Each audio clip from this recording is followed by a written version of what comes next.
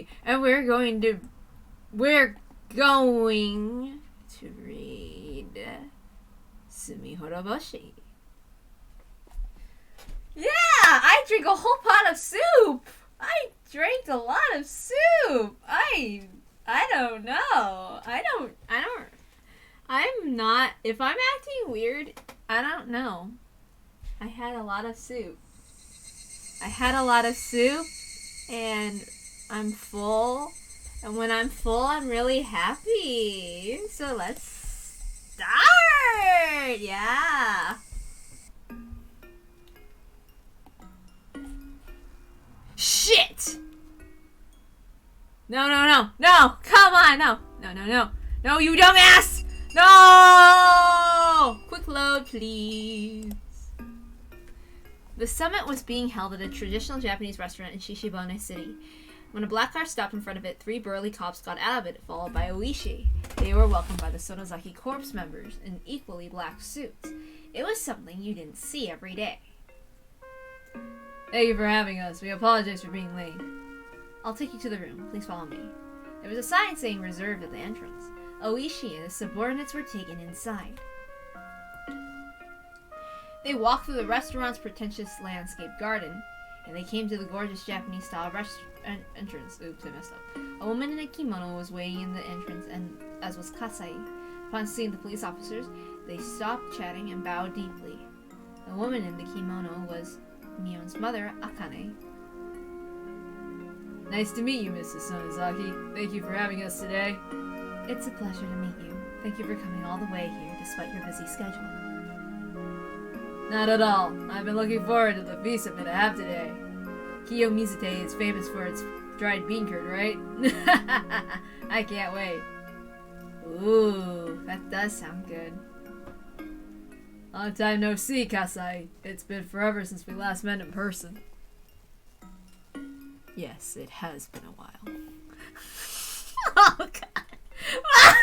There's now too many men. I can't read anymore. Don't have a guy's voice. Let's try again. Well, we seem to be at war, but I'm hoping we can settle this like adults. Although we're ready for an all-out war whenever you are. No, we have no desire to fight. Neither do we. Everybody knows how messy things get when you get involved, but I'd like to avoid that as much as possible since I'm not that young anymore. Obviously, this was a meeting between people who hated each other. The tension in their words indicated that it wasn't likely to be a friendly meeting. I'll take you to the room. Please follow me. I feel bad that our host is taking us to the table. Well, I know we sent you the invitation under my name, but actually today's host is the Sonozaki main family. I'm sorry for the confusion. I see. Can I go back and get my bulletproof jacket? On the other side of the door were several tables, and Mio was sitting at one of them. Since Mio was still young, her school uniform functioned as her former dress.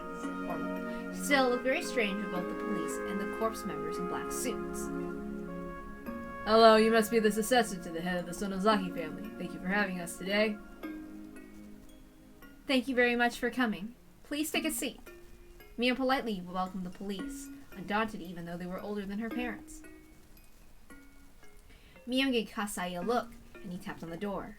The waitresses who had been waiting behind the door started bringing out drinks. Oishi, what's going on here? I'm not sure. Well, let's enjoy the meal first. Their dried bean curd is really famous, you know. They started drinking, but the tension continued for a while. Mio made the waitress and the other members of the Sonozaki Corps leave the room, and soon only Oishi and his subordinates, Mio, Nakane, and Kasai, were left in the room. Well, let's start talking about why we're here today. Akane nodded and began speaking. We're having this meeting today so that we can resolve our misunderstandings. Such as? Kasai wanted to talk to you about Rugurena for personal reasons. Therefore, this meeting is about the private circumstances between Tatsuyoshi Kasai and Rugurena. The Sonozaki family has nothing to do with this. What are these private circumstances? Rugu lives an honest life. How can she have any kind of private connection with Kasai from the Yakuza? Kasai. Yes, allow me to explain. Kasei told the police officers that he happened to meet Rena at the coffee house in Okinomiya. He explained that Rena found something he lost there and that she offered to bring it back to him. That doesn't sound right, but for the argument's sake, why don't we assume what you're telling us is true? What happened after that doesn't make any sense. I heard that you told your members to find Ryugu Rena. That is actually my fault. Rena's father was worried about her because she didn't come home after dark, so I sent my men to ask if anyone had seen her downtown, but I made a small mistake. Wait a second. You made us come all the way here, and now you're expelling us to believe this bullshit. Could it be that you're making fun of us? Oishi looked a lot more like a member of the Yakuza than the real Yakuza did. Oishi threatened them with a nasty smile and piled all the more tension to the atmosphere in the room. Oishi, please don't. Kumagai tried to make him stand down. Officers with hot tempers pair with others who are good at calming them down, just like how Yakuza do. Oishi backed off with a grin. Kumagai took over and continued from there. So what you're trying to say, you don't want us to intervene because this is a civil matter between Ryugu Rena and Tatsuyasu Kasei. That's not going to happen. We're going to give her protection. Mion opened her mouth for the first time in a while. You need to explain to me why the police have to protect Ryugu Rena to begin with. Why? Because you guys are after her. Oishi answered bluntly, but Mion remained nonchalant. That must have made him all the more annoyed. What makes you think we're after her? Why don't you ask what's in your chest? You might know something. Oishi, we're here to resolve our misunderstandings. It's your choice not to listen to us, but I think it's better that you do. Oh, and what are we misunderstanding exactly? Your misunderstanding concerns the scrapbooks of Takanomiyo that Ryugu Rena is in possession of. The officer's expression grew stern all at once. All of a sudden, she had gone straight to the point. You want to protect Ryugu Rena because she has the scrapbooks, isn't that right? Oishi and his subordinates glared back at her without saying a word, making it obvious her guess was right. Kasei. Akane gave him a look and he left the room. However, he shortly returned, carrying a black suitcase. Every one of the officers assumed there was a tremendous amount of money in the suitcase that the Sonozaki family was trying to buy them off. Kasei opened the suitcase and showed the contents to the police. Are these... These are Takanomiyo's scrapbooks. I'm afraid we don't have the ones that she gave to Ryugu Rena. This is going to be our main course for today. Do you mind if I take a look? No, feel free. We can talk after we read them. I'll make my people leave if you like. Oh, no, you don't have to do that. The cops produced latex gloves from their pockets, put them on, and took one of the scrapbooks out of the suitcase. There are more than 10 of them in there. We found them in Takanomiyo's house in Okinomiya after she passed away. Oishi and the others desperately turned the pages of the well-thumbed scrapbooks. Are you sure these are real? Without a doubt. Oishi, if Ryugu Rena has the other scrapbooks, that means maybe the one she has the same kind of stuff in them. Oishi looked stunned by the contents of these scrapbooks. He started turning the pages faster and then closed the scrapbook roughly. Do all these have the same kind of contents as this one? Yes, they do. Feel free to take the time to look at them until you're fully satisfied. The other officers also rapidly turned through the pages. They weren't just reading them, they were just flipping through. They took one scrapbook from the suitcase after another and flipped through the pages roughly. Oishi, this is absurd! These are just crappy occult novels. This one says the netherworld collided with this world and that the dead souls float across the gap. How are we going to use this as proof? Well, yours says something about the netherworld. Mine is about creatures from the bottom of the ocean. This one is about the classified weapons of the Nazis. This one is about the legacy of Mu Continent. And this one is Aussie, the mysterious creature in Onifuchi Swamp. We can surmise that Ryugu Rena most likely has a scrapbook about the parasite theory we've all heard of. The police were dumbfounded. They couldn't believe what they were seeing. The other officers were shooting glances at Oishi. They hadn't said anything to him, but they never really believed in the story of the parasite, let alone the bioterrorism. But Oishi had believed it and told him he had proof. None of the scrapbooks in front of them said anything about parasites. It was easy to assume the contents of one scrapbook were no different from in nature from one another. In other words, all of them were just crappy occult novels. Well, Oishi appeared unable to accept the fact that was facing him. But now he was actually looking at it. It was too difficult to ignore. Takanomiya was an occult geek who had a laughable idea about the legend of Onigofuchi, but Rena took him seriously, and so had Oishi. The other officers could no longer stop themselves at laughing at the ridiculous scrapbooks. Oishi glared at them when they stopped laughing. The main reason Oishi took the story of the parasite seriously was because the Sonozaki family was apparently after Rugu Rena for the scrapbooks she had. Plus, Takano, the owner of the scrapbooks, was killed. Because of these two reasons, he believed in the occult B novel. Oishi was frustrated without a doubt. He has to accept that he was wrong. Oishi was eager for any information that could help him solve the series of mysterious deaths of Hinamizawa before he retired. A combination of a number of factors made Takano's ridiculous theory become highly credible to him. Let me ask you something. Why was Takanomiya killed? We have no idea what happened to Takanomiya and Tomitaki Jiro. Of course you don't. A liar doesn't call himself a liar. Come on, Oishi. Do you think we'd do such a lousy job as to let the police find the bodies? Mia wore a cold smile. She had said too much. Akane cleared her throat as if to condemn the statement, and that made Mio shut her mouth. Oishi glared at the young successor. He knew she was right. Then why are you after Rugu Rena? We're not. I admit it's our fault we made it look like we were after her. For that we apologize. The reasons of which Oishi takes Rena's delusion seriously collapsed one after another. Yoon and Akane looked at each other. They must have decided to let Akane speak. She did so firmly. We'd like to ask you a favor. We don't want to be involved with the police because of nonsense like this. We heard that from Sankai from the police headquarters started work from the public safety division. They're going to do simultaneous raids on our family using this case as their excuse, aren't they?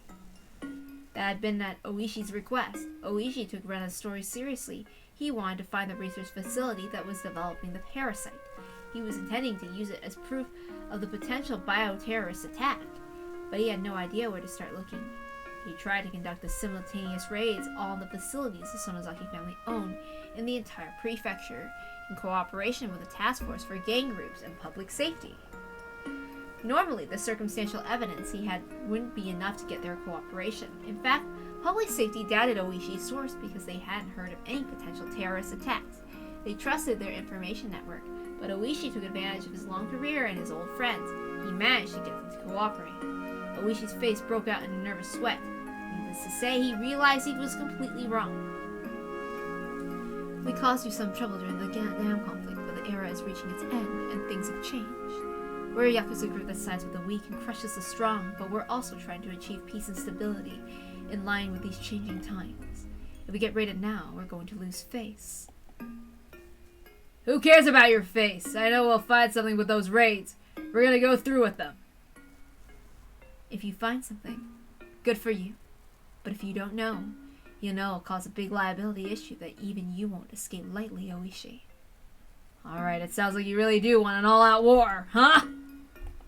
If that's what you want, please carry out your job to your own satisfaction.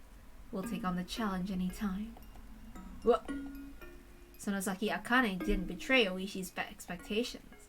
Although her right to become the successor was taken away, Akane had been through a lot more than Mion.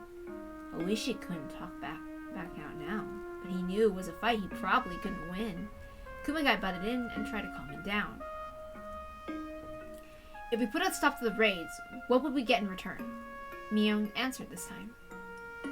We'll give you these scrapbooks as proof of our friendship. I'm sure you can use them to cancel out the raid attempts. These scrapbooks proved how ridiculous Takanomiya's theory was. Takano was dead anyway. Oishi could show people these scrapbooks and say he was fooled. He still could pretend the whole raid thing never happened. He might have to take responsibility for it, but if he didn't back off now, there'd be no doubt that he'd face a hopeless mess. If he was going to back off, it was now or never. The administrative staff at his station weren't exactly fond of him. If he made such a huge mistake right before his retirement, people who had been looking for a chance for revenge would cut his pension with glee. His potential was decided by multiplying his base salary by a certain number. If they cut his base salary, there was no way he could avoid a big reduction. Oishi. He decided to back off. It was hard for him to admit his mistakes at his age. He grimaced with anger. Kuma, can you take over from here? I think I had too much to drink. I'm gonna get some fresh air on the porch. Excuse me. Oishi stood up quickly and left the room, making a loud noise as he walked. Kasai opened the door Oishi left open. I'll close the door. Oops. The room was filled with silence again. At that point, Kumagai opened his mouth. We understand your point. Our intention isn't to cause trouble to all the organizations you own. So I want to confirm that the police and the Sonozaki family will help each other to maintain the peace of the city. Therefore, we're going to put off doing the simultaneous raids. Thank you very much. I'm sure our leader Oreo appreciates your concern as well. As you promised, we'll take the scrapbooks, and there are 2 more conditions. Go ahead. First, if you find the other missing scrapbooks, you must bring them to us immediately. Second, if you find Ryugu Rena, you must turn her over to us immediately as well. I'm afraid the second one is unacceptable. Ryugu Rena is in a state of delusion. We'll make sure of her safety. We'll find her the best medical facility we can take her to. She has the right to receive treatment. We can't accept that either. We have the right to question her about the murder of Takano, as a material witness, not as a suspect. Akane whispered to Mion. Mion in turn nodded and began to speak. Very well. We'll accept the second condition. But let's add another condition on top of that. We're going to send her a lawyer. You will only question her in the lawyer's presence. Understood. One more thing. You aren't allowed to delay us by not sending the lawyer on purpose. We'll start questioning right after we find her. We have no problem with that, but you must contact us immediately after she's found. We will as soon as we can. Akane cut in. You have to call us right before you question her. You must call us the very moment she's found. This agreement is made in good faith, founded on our mutual trust. So please do be careful not to do anything that might waste it. Understood. You have my word on that. We'll try to keep our promise with the best of intentions. Akane and Kumagai glared at each other for a moment. Surprisingly, Kumagai was very calm. He was always the shadow of Oishi, who was loud noise, but he had as much guts as superior did. I messed up, I'm sorry. Oishi was good at taking care of the matters in a rough and threatening kind of way, but Kumagai was good at negotiations like this. The meeting ended, and the police stood up from their seats. The tension in the room had finally ceased. Kasai put the scrapbooks back in the suitcase and handed them to Kumagai. Kumagai looked at Kasai, nodded lightly, and took what was offered to him. This is a very expensive case made in Italy. Please take it as a souvenir from us. No, we're only supposed to take the scrapbooks. We'll return it to your office later. Thank you for your time. Please give my regards to the family head, Oreo. The officers left after bowing to Mion. After making sure the police had left the hallway, Mion sighed heavily and finally let go of her tension. She spread her feet on the floor, flapping the rim of her skirt. Oh man, my shoulders hurt! Why didn't you take care of this, Mom? Don't be silly. Your rank is higher than mine. Rank is everything, not age. Hey, Kasai, have the waitress bring me a beer. Oh, and you can let the grunts and give them something cold to drink too. You want me to bring only beer? Oh, she can't drink. Bring some orange juice for her.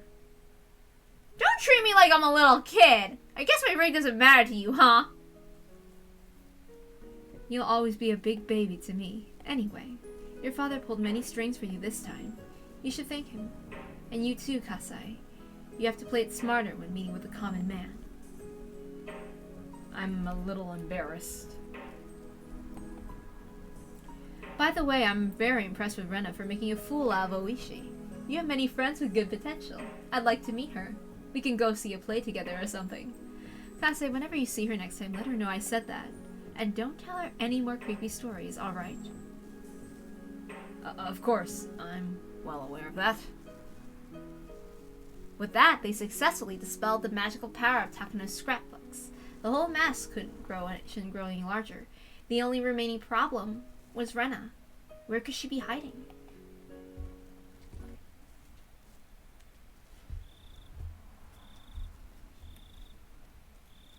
Before I went to bed, I headed to my window to close the curtain. I saw the shadow of a person near the porch. Who could it be so late? Well, I didn't have to guess who it was. There was only one person I knew who might come to see me so late. I opened the window and looked more carefully this time. I was right. It was Rena. She was just standing there still under the light. I wonder how long she'd been there for. It didn't look like she was going to ring the doorbell. She was just standing there. She seemed to be asking herself whether to ring the doorbell or not. For how long had she been hesitating in front of my door? It looked like even standing was giving her a hard time. She looked very tired. I ran down the stairs and put my sandals on and rushed out of the house. Rena looked surprised to see me, even though I came out after making a lot of noise. Rena! Is that you? Rena!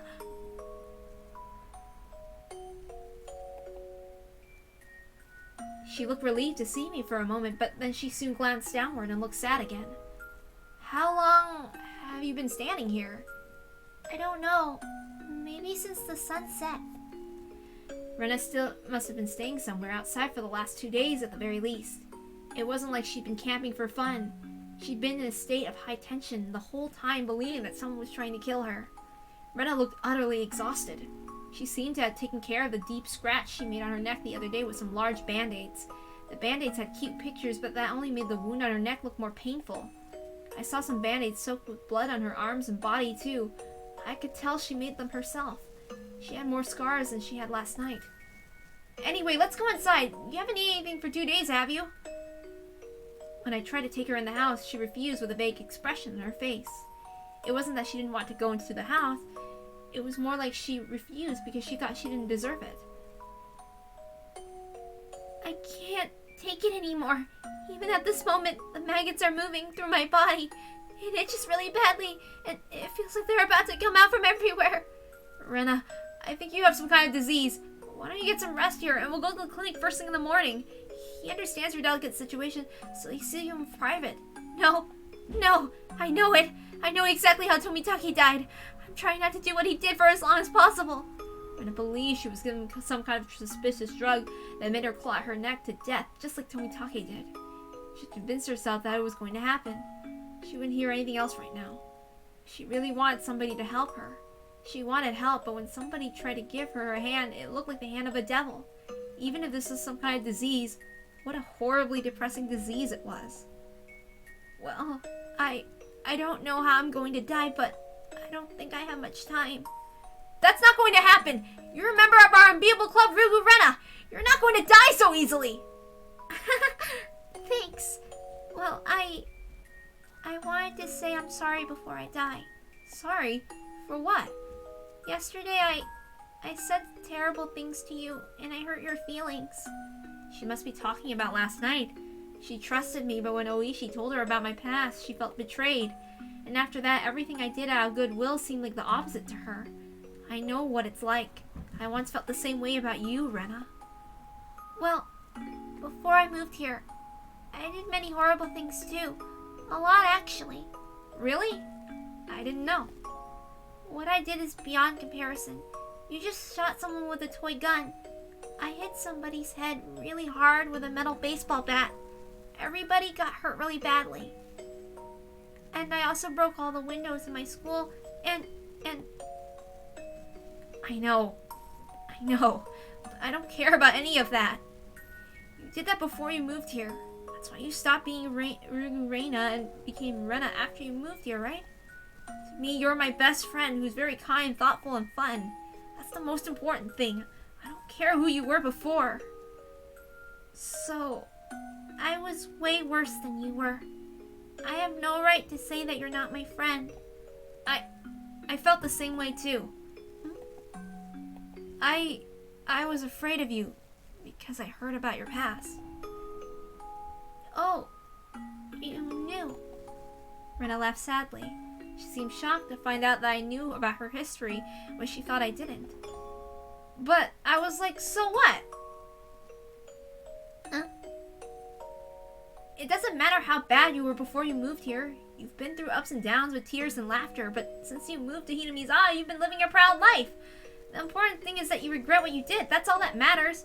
You've grown up to be a respectable person. I don't care about your past. I should have noticed it earlier. Rena's Rena. That's why she's Rugu Rena.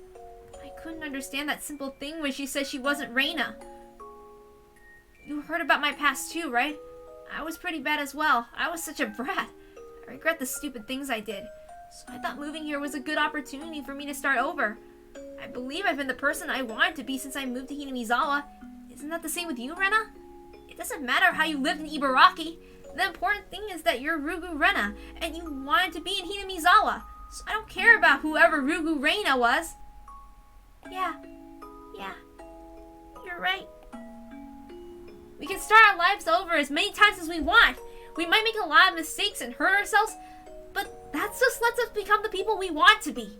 You fall once or twice in your life, but that's life. We can't let this beat us down. We have to keep growing. So, I was such an asshole for being scared of you because of your past. It doesn't matter how many times you fall. When you go through a lot of pain, you can be kinder to others. So I don't need to know your past, and even if I knew, it shouldn't have changed the way I treated you. But we were fools. We couldn't understand that until we went through things like this ourselves. You knew that from the beginning. We were such fools. We hurt each other, and we made each other cry. So, Rugu Rena is, and will always be my best friend forever. Whenever you have to go through a hard time, I'll help you no matter what. Trust me on that. Thank you. I trust you, Keiichi. It's very tragic. What she said isn't true. She probably didn't mean to lie, but I knew she couldn't trust me from the bottom of her heart. My words didn't reach her. I knew that because Rena kept telling me to trust her that time. She kept saying those words while I kept hitting her with the bat. But they still didn't reach me. I don't think I have much time left. But I'll try my best to save Hinamizawa because wonderful people like you live here. No, Rena. I'm not going to let them take over this village. I'll fight so we can regain the peaceful days we had. I'll defeat their conspiracy. She said that she trusted me, but she didn't understand anything I was saying. Even if I kept telling her that the conspiracy was Takano's delusion, it wouldn't reach her. Thank you, Keiichi. Thank you for forgiving me. I do. I forgive you. So please forgive me for what I did to you. I'm going to save Hinamizawa, I promise. So, Keiichi, will you help me? I trust you. Only you, Keiichi. We can save Hinamizawa together. Rena! I knew how bad of a corner Rena was driven into. If I was her, I'd be walking around with a baseball bat thinking every single person around me was my enemy. Rena cared about me so much, but I saw her as my worst enemy. But Rena, you still trust me, even when you're driven to this bad of a corner. I couldn't understand what you were saying, and I beat you to death while you kept telling me to trust you. But you're different. You still trust me. You are so... Why are you crying? I'm sorry. I'll never betray you. I trust you, Rena. So, please forgive me. I don't know what you're talking about. You've always believed in me, Keiichi. So, I trust you too. I can trust you, right? You're the only one who trusts me, right? Tears fell from my eyes. I sobbed and nodded again to answer her. Tears welled up in Rena's eyes too. Before we knew it, we were putting our foreheads together with tears in our eyes. Well, I found a way to end this battle. Really? Yeah. I might not stand a chance, but this is the best and only resistance I can think of. Rena, I don't know what you're going to do, but if you do that, we can regain our happy days, right? We can, can't we? We have to! Well, I'm not gonna let you go anywhere! Don't worry, Keiichi. It's going to be a come-from-behind victory, and we'll regain our happy days for sure. I don't know what she had on her mind. It began with a delusion, and it ended with a delusion. If I encouraged her too much, she'd twist it as an attack on her. I was like that at the time. I took Rena's goodwill as the complete opposite thing, so I stopped denying her story.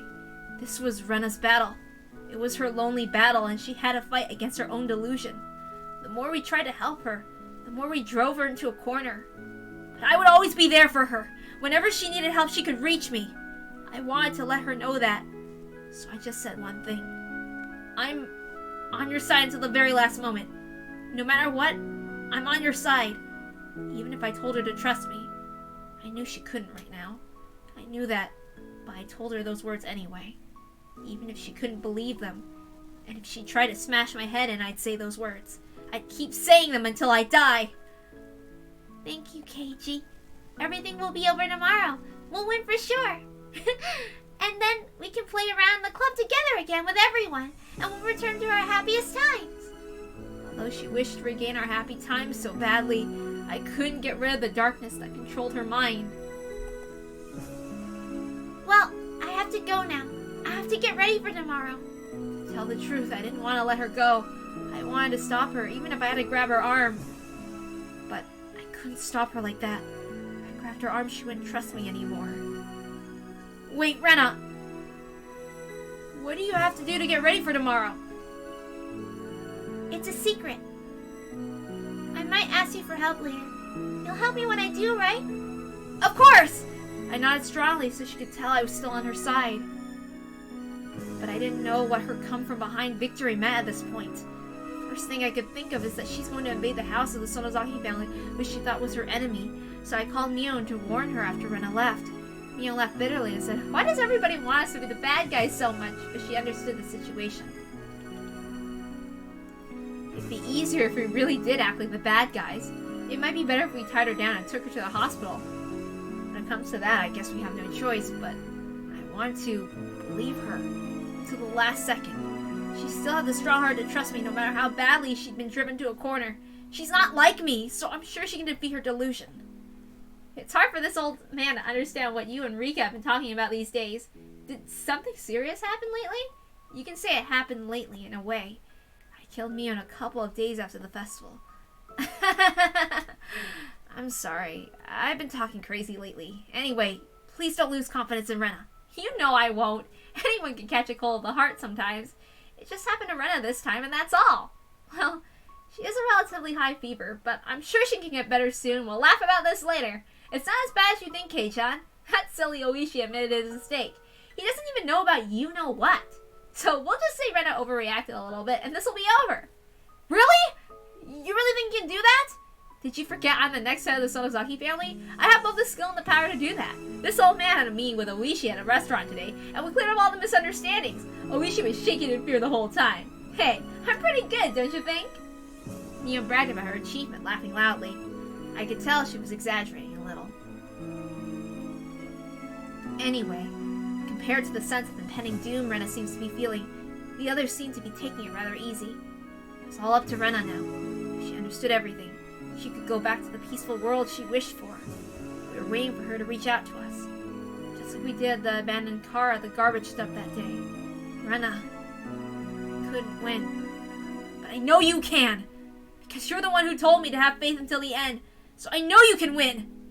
That didn't mean that she couldn't literally win the last battle she was talking about earlier. But Rena would win. She'd win and regain her peaceful life.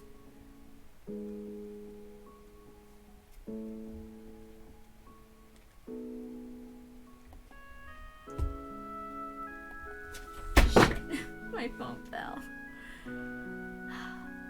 So, we're gonna read the tips. Last night. Give me a moment. My phone fell. I messed up.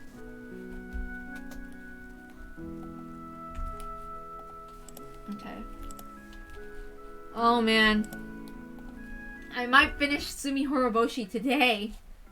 You don't understand how much I freaking love this. Like, we are at the climax! We're gonna be there at any moment! Okay, let's continue. Tomorrow is the day. Oh, shit.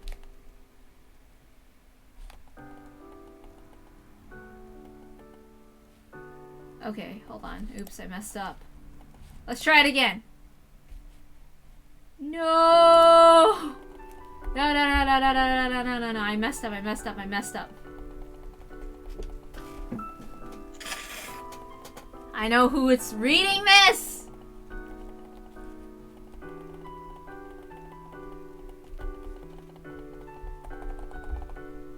Let's try again.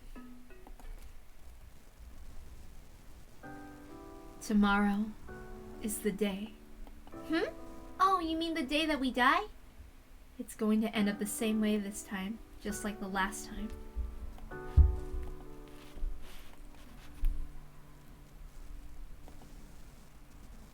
I don't know about that. It's been very similar to the... Wait, hold on.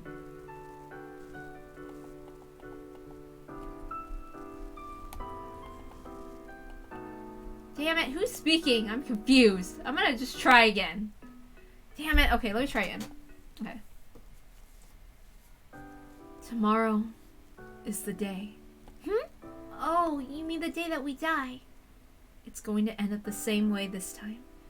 Just like the last time. I don't know about that. It's very similar to the last one, but there were some things that were different too. Can't you remember what happened? That's impossible. There's no way he could remember. I mean, there's no way he could know. Oops. Shit, I keep messing up. Why do I do that? Alright, we're gonna try that again. Oh, I'm sorry. I'm gonna redo it again. Tomorrow is the day. Oh, you mean the day that we die? It's going to end up the same way this time, just like last time. I don't know about that. It's been very similar to the last one. But there were some things that were different too. Keiichi remembered what happened. That's impossible. There's no way he could remember. I mean, there's no way that he could know. The more you say that, it's absolutely impossible, the more it feels like it makes me feel this is a real miracle. There's nothing we can do. It's going to end up the same way again. I'm not sure about that. Yes, it will. Everything will be over when the Higurashi cry. Was it all going to end anyway? The more often you throw a die, the closer the total we get to the average. When you throw a die 100 times, even if a miracle happens, you'll get a 6 twice or 3 times in a row. The total will average out in the end. That's a fact of statistics. But when you throw a die 100 times, the total number ranges from 100 to 600. The more you throw, the greater the likelihood the number will converge in the average. But the truth is, the more you throw, the more possible outcomes you create. There are 500 different futures that you can create by throwing a die 100 times. There are 5,000 different futures that you can create by throwing a die 1,000 times. There might be one future among them that enables you to actually finish this never-ending game of dice. Keiichi showed me a miracle, and it taught me that it's not a waste of effort to keep throwing the die. Don't give in to something like an average. You think that we'll never have a different ending, don't you? I can tell because it's written all over your face. I think so too. I think we're going to have the same ending this time again. But I'm not going to give up hope until I throw the die for the last time. Keiichi taught me that. Something is going to be different this time. I'll try to believe in that. Rika, you're a very strong person. Yeah, I know. That's because I'm a lot younger than you. Rika? Me? Why are you still awake? It's not fair to stay up so late. I'm sorry, I couldn't sleep. I was just looking at the stars. I'm going to bed now. Please do. Good night, Rika.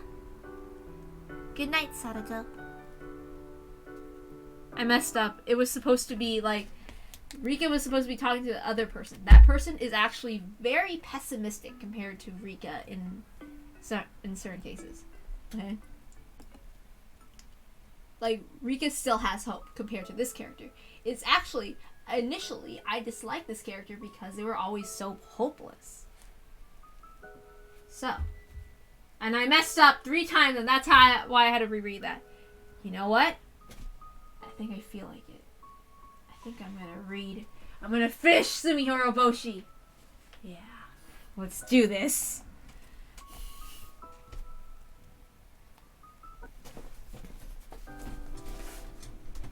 Walking with only Mio into school made me miss Rena a lot. What's wrong, Kei-chan? Why are you looking around? What? Oh, nothing. It was the same old path to school, but I felt nervous for some reason.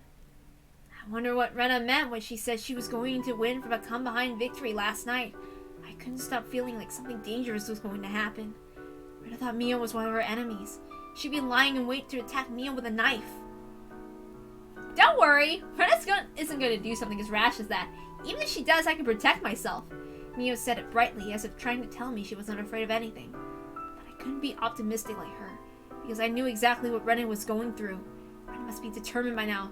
She probably wouldn't mind dying against Mio if she wasn't going to win anyway. Of course, that didn't mean she was definitely going to take violent action, but I couldn't deny the possibility either. This old man is more concerned about the reason why Rena went crazy all of a sudden. Is there any reason? I remembered the tragedy. I couldn't remember what made the world go crazy, but I remembered we got lost in an awfully scary world. It started with small things, and those small things continued to pile up one after another. If you thought about it calmly, you'd laugh because it was a really stupid thing, but once those tiny little stupid things started to bother you, you couldn't ignore them. It was that kind of disease, if you could call it one. Okay, I remember one time I had a conversation with a friend who she thought it was stupid that everybody would go crazy and like how like Shion didn't go well and like Keiichi didn't go well and this and what happened. But like I feel like the visual novel explains it better in this case about why this happens to them. Like the anime, I don't think it was a very good adaptation in that case. I just had to cut in because I'm still very bitter about that. I don't care if I was very close with that person in the past. I'm still making my point. Anyway, yeah. But there must have been a reason. There must have been a reason that made the world go crazy. It must have been such a small thing that you couldn't even notice, and unfortunately the reason was very difficult to understand, and you wouldn't be able to figure it out until you died. I have a relative who's a doctor. He said that you have a tumor in specific parts of your brain. It can change your personality and make you a totally different person. People who suffer from this disease used to be considered haunted by devils or possessed by foxes. People dramatize it like it was something occult. You mean Rena is suffering from a physical disease in her brain? In her case, it might be better to say it's a mental disease. Rena was upset and mentally unstable because of the murder of Rina and Teppei. At a time like that stupid Oishi told her about what happened to Tomitake in an exaggerated way. I think Oishi and Takano's scrapbooks have many things in common. Really? Like what? Well, he believes in the series of mysterious deaths of Hinamizawa, but that's a delusion, isn't it? I mean, something actually did happen for 5 years in a row, but I think there's no series of murders in the first place. It was true the mysterious incidents happened 5 years in a row, but they were each solved individually. It's the same as a past we didn't need to talk about. We thought of them as a series of mysterious deaths, and that's why we thought something was going to happen this year too. It led us to think there was a conspiracy, and the Sonozaki family was behind it. We connect those things to the series of mysterious deaths, but we shouldn't do that in the first place. Just like when I tried to keep my distance from Rena when I found out about her dark past. Wasn't everybody trying to keep their distance from the dark past of Hinamizawa? Takano's scrapbooks are a good example.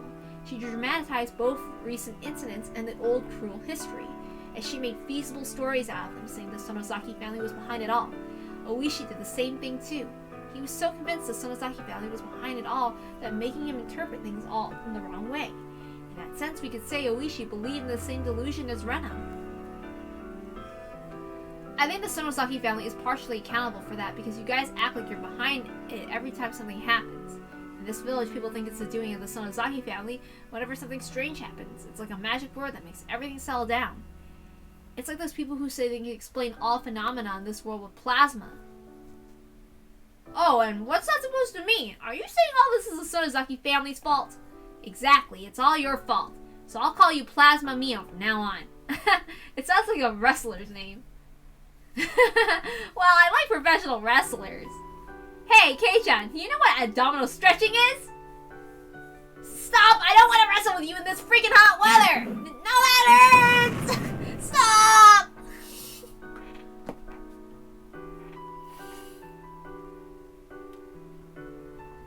Good morning, Keiichi! Good morning. Sadako and Rika looked a little sad when they only saw the two of us. If the three of us came to school together like always, they would have really been happy. But our classmates were just noisy as usual. No one seemed to make a big deal about Rena's absence. She was going to be here soon and she'd start morning homeroom. Everybody was fooling around as if they didn't want to miss a second time until then. Hey, something stinks today! Close the windows!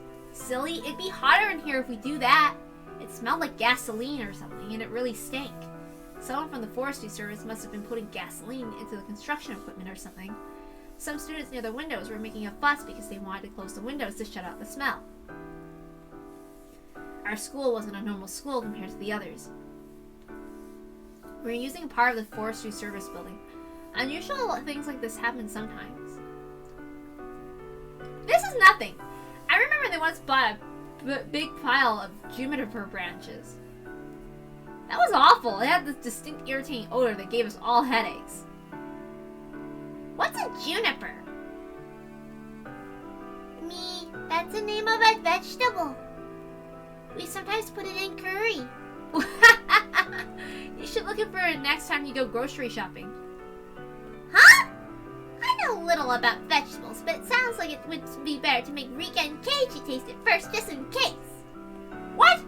Our ball's missing. You hid it again, didn't you, Hojo? The boys seem to be looking for their ball for a while, and they yell at Sadako. Why would I hide such a stupid thing? If I was going to hide anything, I'd hide it somewhere better than that. Hey, G's coming! Everybody take a seat. Hello, everyone. Get to your seats.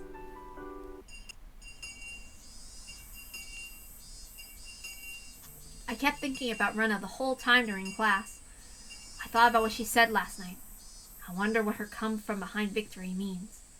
According to Takano's delusion, the mastermind put behind the Bioterrorism were the three families and a group of fanatical believers that controlled those three. In other words, the Sonozaki family. What could Rena do alone against them? Mio lived with her grandmother, the leader of the Sonozaki family. There were only two of them in the house. It's possible Rena would try to break in their house with a knife. I already came up with that possibility last night. That's why I called Mio and warned her. On the way to school this morning, Mio told me some of the bodyguards from the corps had been at her house since this morning. She told me she'd guard it herself, too. There was a black car parked near the school gate, and they must have been the bodyguards. But according to Takano's parasite theory, the battle wouldn't just end by attacking the leader of the Sonozaki family. According to the delusion she believes in, the conditions of her victory are more complicated than that. She needed to expose the group of fanatics who were behind the Sonozaki family, and she needed to destroy their research on the parasite. Plus, Rena didn't have much time left thanks to that suspicious poison she mentioned. But how exactly could she win from come behind victory under circumstances like that? She might interpret that the town council are a group of fanatics. If so, she might attack them the next time they are meeting at a shrine. The town council meets at least once a month at most. It'd be hard to believe that they were holding a meeting today. She probably thought the place researching the parasite is the Irie clinic. Rena suspected something fishy about the clinic from the beginning, and that suspicion must have changed to certainty in her head by now. Did that mean she was going to attack the clinic? This wasn't like an action-like movie. What could she do all by herself? Was she going to start a fire? No, that would be pointless. In order to expose the conspiracy, she had to prove that they were actually studying the parasite. Was she going to break into the clinic and get questionable, weird samples? The last problem of all was how much time she had left. If she believed she didn't have much time left, especially under desperate, disadvantaged conditions, she might try to stab whoever she thought of as an enemy. But Rena sounded like she really believed she would regain her happy and peaceful days after everything was over. But it probably meant that she was going to stay alive and win. Was there something like an antidote? It didn't have to be real. As long as it was an antidote to Rena's delusion, it didn't matter what it was. It would be even the water you washed your vegetables with. But if she thought she could get an antidote so easily, she wouldn't have been so desperate about the time she has left. The antidote must be difficult for her to get. The easiest place for that in her delusion was something hidden somewhere in the clinic. Putting it all together, it felt like Irie and his clinic were in danger. Now that I thought about it, the elderly people in the village, including the members of the town council, hung out in the waiting room of the clinic all the time. And most of the board members happened to gather there for her. It'd be a perfect place for her to attack. I told Mio about that during lunch break. If this were a normal situation, I'd say she wouldn't do such a stupid thing, but I can't deny the actual possibility. I'm gonna call my house. I'll make sure they send over people to the clinic. Mio didn't object to my crazy idea. She put down her chopsticks and went to the teacher's office to make a phone call. It sounds so dangerous. I can hardly believe Rena's going to do such a scary thing. Are you sure she's going to attack the clinic? Maybe she will. Maybe she won't. But if that happens, we're screwed. We need to prevent that disaster from happening. I hope nothing happens at all. Okay, I'll send two of our subordinates to the clinic. I don't think she'll do it. You never know what's going to happen. We can capture her by force if she does. Honestly, I don't want to do that. What do you think we should do? We made an agreement with the cops that we're going to give Ryugu Rena to them right after we find her. So even if we use force to capture her, we won't get in trouble. I'm not worried about losing face. I just feel sorry for Rena. I really want to settle this calmly if possible. Well, she's still young, so as long as she didn't kill someone or something, all she has to do is apologize and everything will be fine. Well, then she might be out of our hands. Oh, I mean, you know, as long as they don't find out about it, she'll be safe. She'll definitely be safe. Nobody really cares about the disappearance of those two anyway. People think they ran away somewhere because they did something wrong. Those things happen all the time, so she's fine. Don't worry about it. She's out. She's safe. What are we playing? Baseball now? Anyway, please just be careful. Will do. So it's okay to capture her by force, right? Don't make any mistakes. You have to get her. Please don't make it like a chase scene or anything like that. I couldn't help but have a silly chat with Kasai. Oops, I messed up. When I put that phone down, I sensed Shay was looking at me. No wonder she'd been able to hear the conversation clearly in this tiny room. Oops, my bad. Shay put her spoon down with a sad look on her face and she asked the following. Were you talking about Ryugu? Ah, yes. Sonozaki, do you know why Ryugu ran away from home? You're close, aren't you? It was hard for anybody to understand Rena's situation, except for me and Keishan. Most of them thought Rena just ran away from home, but after she did, the cops made too much of a fuss over it. Oishi stupidly believed the scrapbooks were a big scoop, and he overreacted in trying to find Rena. He had patrol cars running around everywhere in the village. He even used the town council's phone directory to find her. So people in the village thought Rena had done something wrong and was trying to run from the cops. What was going to be difficult for me more than finding her was to make up a story to retrieve Rena's honor after they detained her. What about this? Rena went out for a walk, fell down and hit her head on the edge of some tofu and lost her memory. Oishi must have understood something big time and he thought she was a criminal. It was too easy. Anyway, we have to make it clear that Oishi was the one who misunderstood everything at the meeting the other day. I had to make the best use of his name while he was still feeling down for once. What I do is not make a big deal about the situation and to create an environment that allowed Rena to forget everything that happened in order to get her life back together as soon as possible. Everything's gonna be fine, Chie. Rena's a little sick right now, that's all. A fat cop somehow made a lovely mistake and got things twisted around. You don't believe that Rena did something wrong and she's trying to run for the police, do you? Of course not, but making her family worry about running away from home isn't a good thing to do either. She had a fight with her father and she ran away from home for a little while. She acted childish, that's all. Maybe that'd be the best story to go with. I wonder if she had some problems she can talk to anybody about. I must be a bad teacher because I never realized it. I wish I could have sat down and talked to Ryugu before all this happened. Gee, you're taking it too seriously. You need to relax. It's normal for young kids nowadays to run away from home for a while. Oh no, what am I going to do if Ryugu becomes one of those really bad kids and starts doing really bad things? Ah! Ryugu becomes a bad kid. She does something bad and gets arrested by the police. It's her teacher's responsibility. I'll be dishonorably discharged. I can't eat curry anymore. I can't eat curry anymore! Oh no. Oh no! She seemed comically upset by her own imagination. It looked so funny, so I decided to leave her alone. I was made to leave the teacher's office to go back to the classroom, but right then the phone rang. Hello, this is the Hinamizawa Break School. She had to answer the phone all day today because the principal was on a business trip. I messed up. I exited to the hallway, then I heard the tone of her voice change. What? Where are you right now? I yelled and I looked back at her. What? It was probably Rena. She called the school. I tried to go back inside the teacher's office, but she gestured at me to not come in. She acknowledged that Rena was saying several times, and she looked at the clock. Okay, I'll be there. I'm your teacher. You promised me, alright? She said only that and put the phone down and I got her purse out of the locker. Class president, I have an emergency to take care of. I'm going out for a while, so please have everybody study by themselves while I'm gone. She took her car key out from the purse. It was obvious she was going to see Rena somewhere. Chie, was it Rena? That's all. You're in charge of the class, okay? Chie completely ignored me as she ran out of the hallway. She ran to the schoolyard and got into her car. The moment her car left through the gates, I ran out to the schoolyard by myself. I headed for the black car parked near the gate and knocked on the window. How are you doing, milady? Everything's quiet so far. Oops, I messed up. I know, but I need you to follow that car that just left. I think she's gonna meet Rena. Understood. Rena's very paranoid, so you need to be careful. Bring her to my house after you catch her. After that, follow Kasai's orders. She's my friend. You better not get her hurt. Rena must have told Chie that she wanted to talk to her alone. I could tell that easily from the way she ignored my question. I did feel a little bad for ruining their promise, but it was very important that we caught her before she did something wrong. We could still make up an excuse that she's wandering around because she had a fight with her father and ran away from home. If she set fire to the clinic or something, there would be nothing I could do. The car made a rough U-turn on the gravel road and it chased after Chie's car at full speed. I watched the car until it was gone. All I could do was pray that this would be settled calmly. Hey, pay attention everyone! We need to study by ourselves for the rest of this class today, so get back to your seats and study quietly. Self-studying?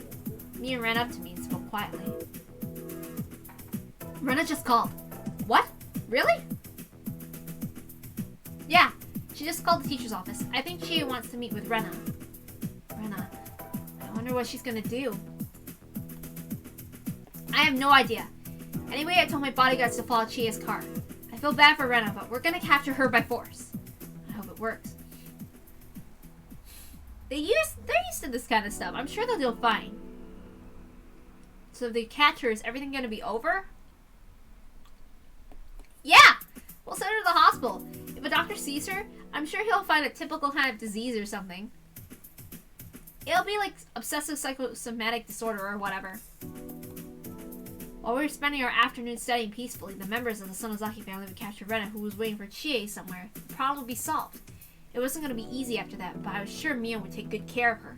In the end, everybody would understand that Rena just ran away from home because of a silly fight with her father. A happy ending. Problem solved, right? Mio winked at me. She looked like she already thought everything was over. But that didn't sound right to me. I couldn't see any connection between Rena and Chie. It was hard to explain, but there was something wrong. I wasn't saying they didn't get along. Rena was a good student, so Chie had a good relationship with her. I just didn't understand what Rena would want from Chie. Alright. While I was thinking about it, the door opened and one of our classmates came out of the bathroom. Okay, I'm sorry. With Rena. Rena! Everybody stand up. Move to the center of the room. Everybody gasped in surprise. Even Chie couldn't make everybody go quiet all of a sudden. Rena was gripping the shoulder of a student who came back from the bathroom. In the other hand, she had a big, scary-looking hatchet. It was the same one she had the other night. Everybody immediately understood what Rena had taken hostage. Are you all deaf? Move to the center of the room. Push the desk to the side. Nobody gasped at what she was trying to ask us to do. We all froze. Rena was the only one who was smiling. It was terrifying. Mi-chan, you're the class president. Tell everyone to move to the center. Rena, what are you doing? A loud noise washed out Mion's voice. Rena hit the teacher's desk really hard with her hatchet. She pulled out the hatchet and began an ominous ripping noise. There was now a line of violence carved plainly into the desk. Uh-oh. She broke it. She's gonna get mad when she comes back. No, that wasn't it. What? What the hell? I knew I couldn't trust you, Mi-chan. I'm going to ask Keiichi then. You're my only friend, right, Keiichi? So I can trust you, can't I? Rena, eyes. You look so scary. I've never seen eyes like that in my life. Her eyes are full of insanity. Why are people afraid of insanity? Insanity means that person doesn't share the same values and same common sense as us. For example, let's say a thief breaks into your house and he ties you up. You'll get scared and wonder if he's gonna stab you before he leaves, but you hope the thief has feelings too and he's not gonna kill you for no reason. No matter how bad the person is, we tend to believe in his goodwill as long as we share the same values, the same common sense, and the same morals as him. But we can't expect goodwill from somebody who doesn't have those things. We can't expect goodwill from a person who can't communicate with us. When a burglar has a knife, you beg him not to hurt you. You expect him to listen to you and show you mercy. In other words, you can still communicate with him. But if he doesn't have the ability to communicate, he's just like a monster that's trying to attack you, or the blade of a guillotine that's falling down on you. You fear him because you can't communicate with him. That's insanity. It's the same fear we're feeling toward Rena at this very moment. She looked like a human just like us, but there was no room for her to communicate with us like a normal person could do. Everybody understood that fear instinctively. Keiichi, make them move the desks and make a room in the middle. Okay, everybody, let's do as Rena says! Rena was like a barrel of gunpowder at the moment. She seemed really calm and quiet, but she could explode at any minute. When she did, I doubt she'd show us any mercy. She probably wouldn't hesitate to use a hatchet on us. That's right, just like how I didn't feel guilty or hesitate to kill Rena and Mion. Everybody went all quiet while pushing the desk against the wall to make a space where Rena wanted it. Rena was saying we were moving too slow and hit the blackboard with a hatchet, making a horrible noise. Every time she did that, she left an equally horrible scar on the blackboard, the thing that we looked at the most in the school. Keiichi, can you get the jump ropes out from the lockers? Use them to tie our classmates up. I'm not good at tying knots. I probably can't tie them up very well. I'll check them one by one if you tie them up well enough. If I find the ropes loose, I'll kill the person. So you better tie them up really well. We're still kids. He says the word kill all the time. It's used a lot in comic books and cartoons after all. So normally you'd assume we'd be used to hearing the word kill. But when Rena said she'd kill us, it sounded so frightening. I'd never heard something like that before in my life. To Rena, our lives were like cards she could use for negotiation. She'd kill one card every time somebody refused a request. Get rid of. Damn it, why did we use such scary words like get rid of for simple things like playing cards? Anyway, there were about 20 students in the class. That was a little bit too many for Rena to handle. She might get rid of one or two just to set an example. I decided to do what Rena said because I didn't want to lose her temper. I got everybody's jump ropes out from their lockers. All of you get on the floor. Keiichi, and then start tying their hands behind their backs. Tie them really tightly. You're on my side, aren't you? You wouldn't tie them loosely on purpose, would you? Try to make eye contact with me. If everybody was tied down, we wouldn't be able to stop her from occupying the school. There were more than 20 students in this class. Half of them were boys, but most of them were smaller than Rena. But there were enough people here to overpower her. But if we did that, Rena would probably hit her hostage with a hatchet. She'd use the hatchet to attack the rest of us without hesitation. It'd be a bloody battle. I'm sure somebody would get hurt if we tried to overpower her. The hostage would be seriously injured, or maybe even die. If this happened, it was over. No matter how hard we tried to cover up, she'd never be able to live peacefully before. Mio seemed to understand that too. I could tell from Rena's eyes that she wasn't going to go easy on us. If somebody showed defiance, she'd break the hostage's head open immediately. Of course, Rena had done that before. She'd probably do it again with no hesitation. But as long as we did what she said, we could prevent that bloody tragedy. If we could somehow solve the situation without shedding any blood, with Mio's influence, we might be able to still pretend this never happened. At the least, we had to make sure she didn't kill anyone. Let's do as Rena says, Kei-chan. Mio tried to think of ways to overpower Rena, but she couldn't come up with any good ideas to save the hostage. That's how easy it would be for Rena to kill them. The best thing to do at the time was to wait for a chance without agitating her further. Mio lay down on the floor. Everyone else followed suit, sluggish with terror. I was left alone, standing rude to the spot with jump ropes in my hand. All my classmates were lying face down on the floor while Rena was pointing the hatchet at the hostage, making her every move from behind the teacher's desk. I just stood frozen in the middle of it all. Keiichi, there are many things I want you to help me with, so hurry up. If you take too long, some of them might have to die. Some of the little kids started crying when they heard the word die. It's alright, everyone. Keiichi will save you, so nobody's going to die. Damn it. What a bold threat.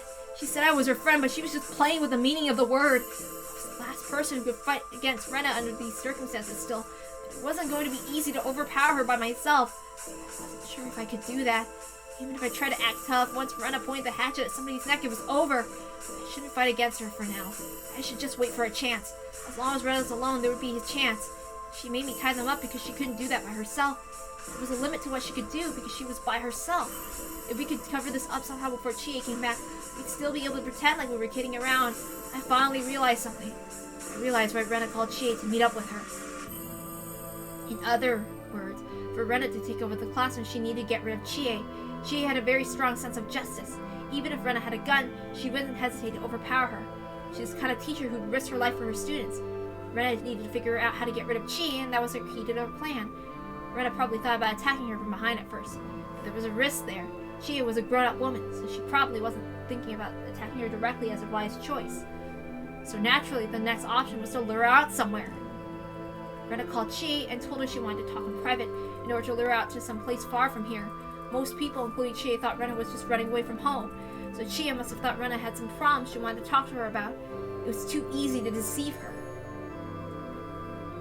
Where did she make the phone call from? She probably used the phone in the school. Well, not in school to be exact. She probably used the phone on the second floor of the school, the one that belonged to the forestry service.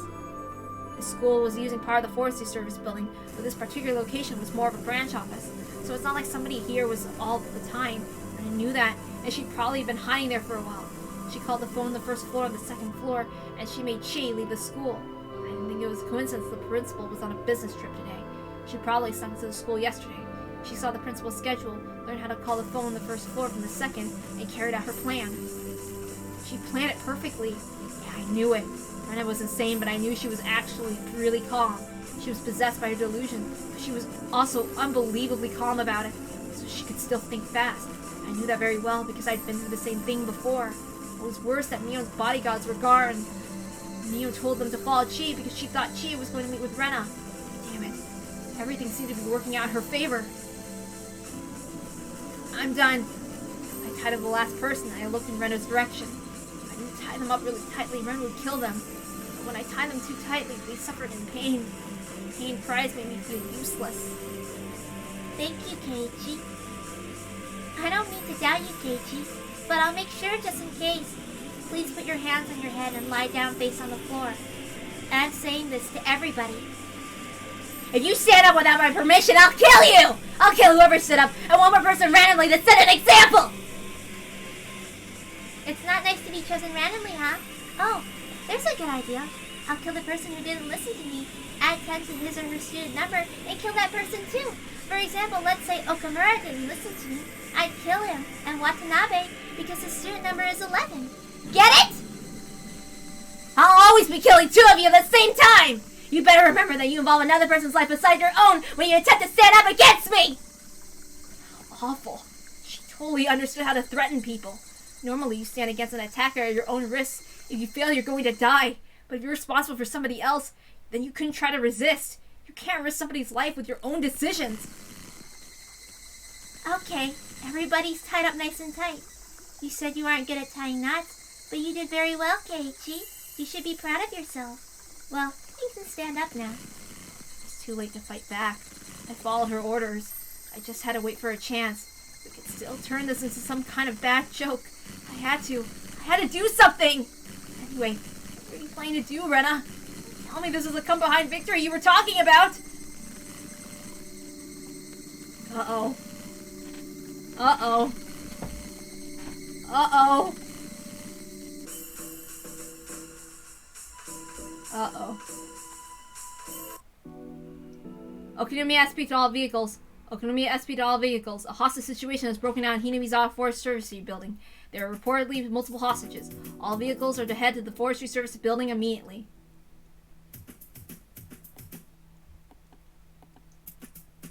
Kuma! Sorry I'm late. What's going on? Hello, sir. Today around 1 p.m., the Hinamizawa Branch School's classroom was taken over. All 25 students have been taken hostage. The initial suspect's demands were to prohibit all entry to the branch school's property and to secure a hotline to us. So they're willing to negotiate with us from the start. What's going on? Also, the suspect is asking for you, Oishi. It's Ryugu Reina. Ryugu? Very well. You seem to be inseparable, huh? I'll be dealing with her until the end. Oishi gave a crooked smile. We don't know if she has any accomplices. The curtains are closed, so we can't confirm the situation. Have you asked whoever told us about this? No, Rugu Reina declared it herself. Therefore, we don't know what's going on inside. Their teacher received a call from Rugu Reina as she left the classroom before the incident took place. This has been well planned, huh? Has anybody from the forestry service been taken hostage? Nobody from the service was there today. All 25 hostages are students. That number matches with the attendance the teacher took this morning.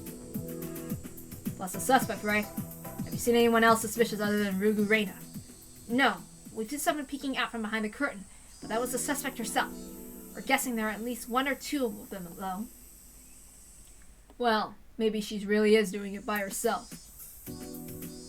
Rugu Reina was a true believer in Takenomiya's scrapbooks. According to the scrapbooks, the entire village was Rugu Reina's enemy. She didn't have anybody she could trust. However, Oishi also believed in Takenomiya's delusion.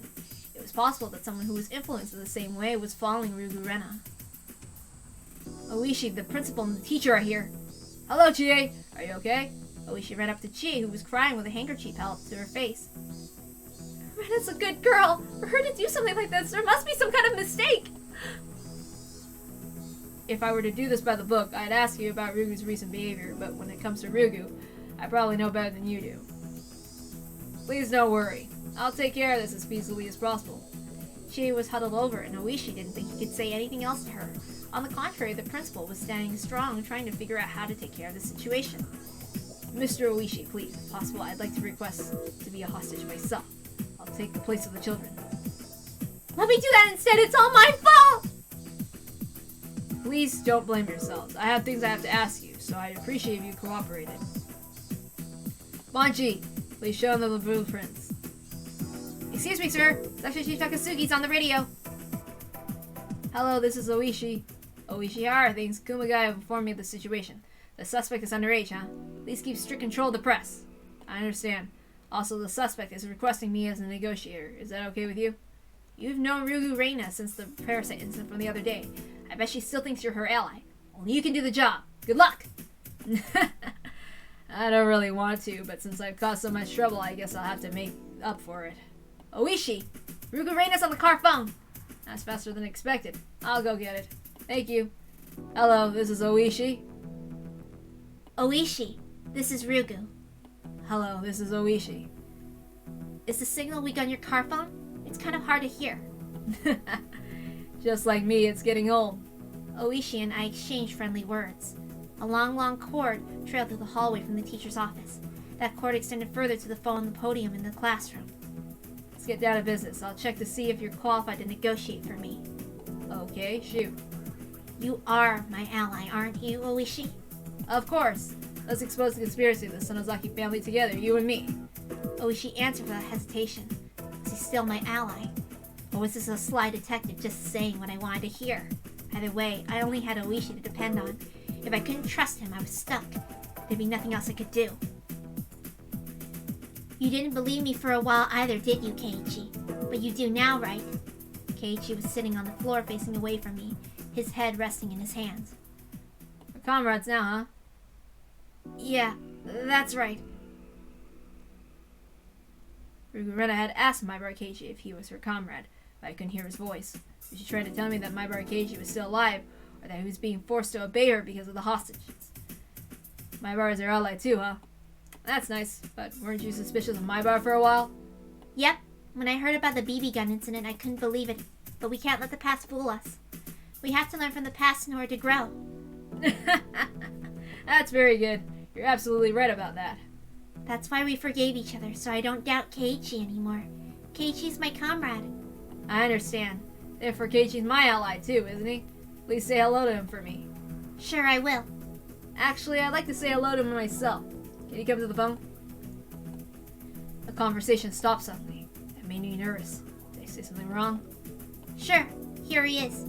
Keiichi, Oishi wants to talk to you.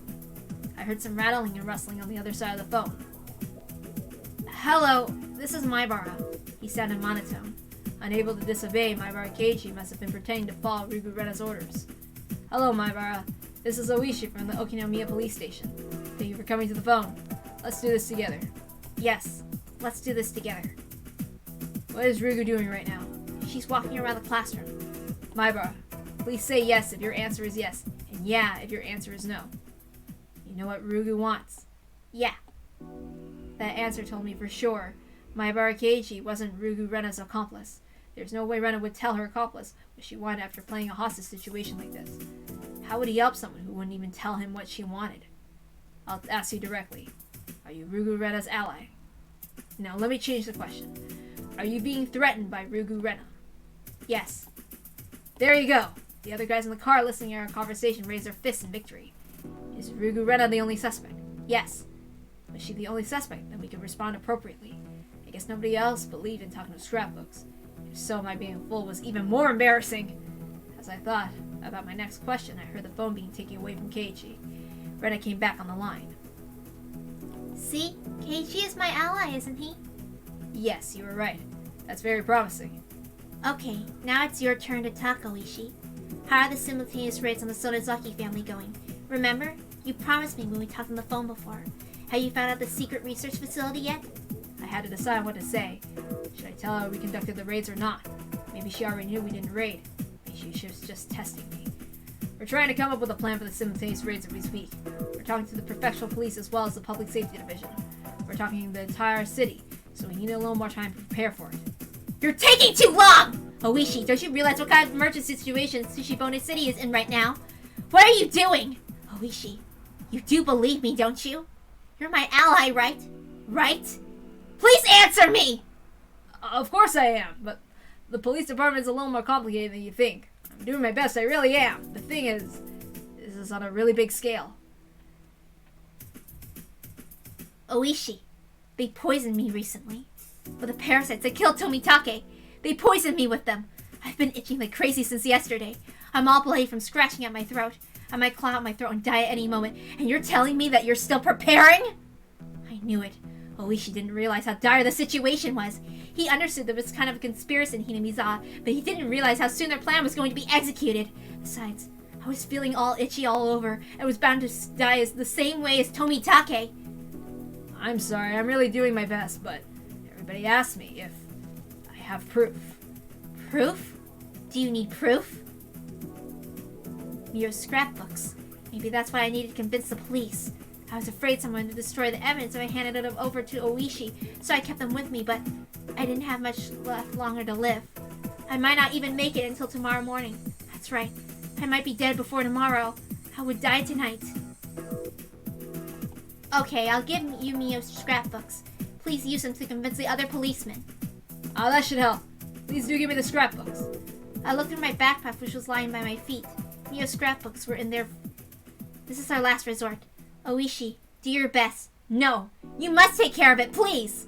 Of course, trust me. I'll expose the conspiracy. I knew the police would take too long to get things moving. They're an organization after all. That's why I'm doing this, to make them understand. You have an excuse now. Please use this chance wisely. Thank you. You can count on me, so how should we do this? Do you want me to come and get it? I knew she wouldn't let me into the classroom. She was still cautious. I could guess where Rugu Rena was going to take this thing, so I tried to stay ahead of her. I handed a memo with my instructions on it to a colleague. I can't leave the classroom, so I'll have Keiichi deliver them to you. Maybe that's better. If you left the building, something might happen. What do you mean? Well, I'm sure the Sodazaki family already knows about what's going on here. I'm sure they didn't expect you to do something like this, so they might come to shut you up. To shut me up? Do you mean... by shooting you. A hitman from the Sodazaki family may try to put a stop to this by sniping you. That's why you shouldn't come outside. Don't even go near the windows. I saw you peeking out a window, but you shouldn't do that. They may fire at any time. Wait a minute! Aren't the policemen around? Can't you stop that from happening? We would if we could, but it's so open around here. A long-range sniper can easily shoot as far as 400 meters. As you know, attacking units for the Sodazaki family have gone through military training. They specialize in assassination techniques. Don't underestimate them. I need you to help me expose the conspiracy of the Sodazaki family. I understand. Thank you for your warning. Even if my life is to end tomorrow, I can't die now. That's right. Under no circumstances should you peek out the windows, okay? Be very careful. The phone conversation ended. Alright. Rugu Rena was going to let Maibara Keiichi deliver the scrapbooks. Did you get what I wrote on the memo already? Yes, we've got it. You think it'll work? I scared her, so I don't think she'll peek out of the windows. I'm sure she'll have her eyes open, though. I'll work around it. I roughly understood what was going on through the phone conversation. Okay, Keiichi. Here are the scrapbooks. Their contents are very important. They're proof of the Sonozaki family's conspiracy, and the police can use them as evidence to conduct a raid. Please take this to Oishi, okay? And when you give it to him, come right back. I'm watching you. If you do something you aren't supposed to do, I'll be angry. Rena took a couple of old scrapbooks from her backpack and gave them to me, and she cast a sidelong glance at Mion. I'll tell you about these later, Michan. I'll tell you all about the conspiracy your family is planning. Or maybe you already know, huh? Anyway, go on, Keiichi. Just go halfway out in the schoolyard. Don't say anything. You're just delivering the scrapbooks. Don't talk, okay? If you do.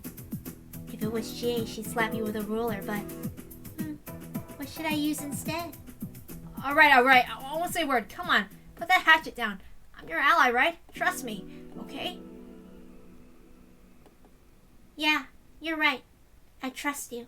So please don't betray me, okay? Rena's eyes were telling me clearly. They were telling me she didn't trust me. But even in this state, she also knew she couldn't distrust her friends. Therefore, although she couldn't trust me, she was pretending to. That was why she didn't tie me up. Okay, I'll be going. I'll be right back. Okay.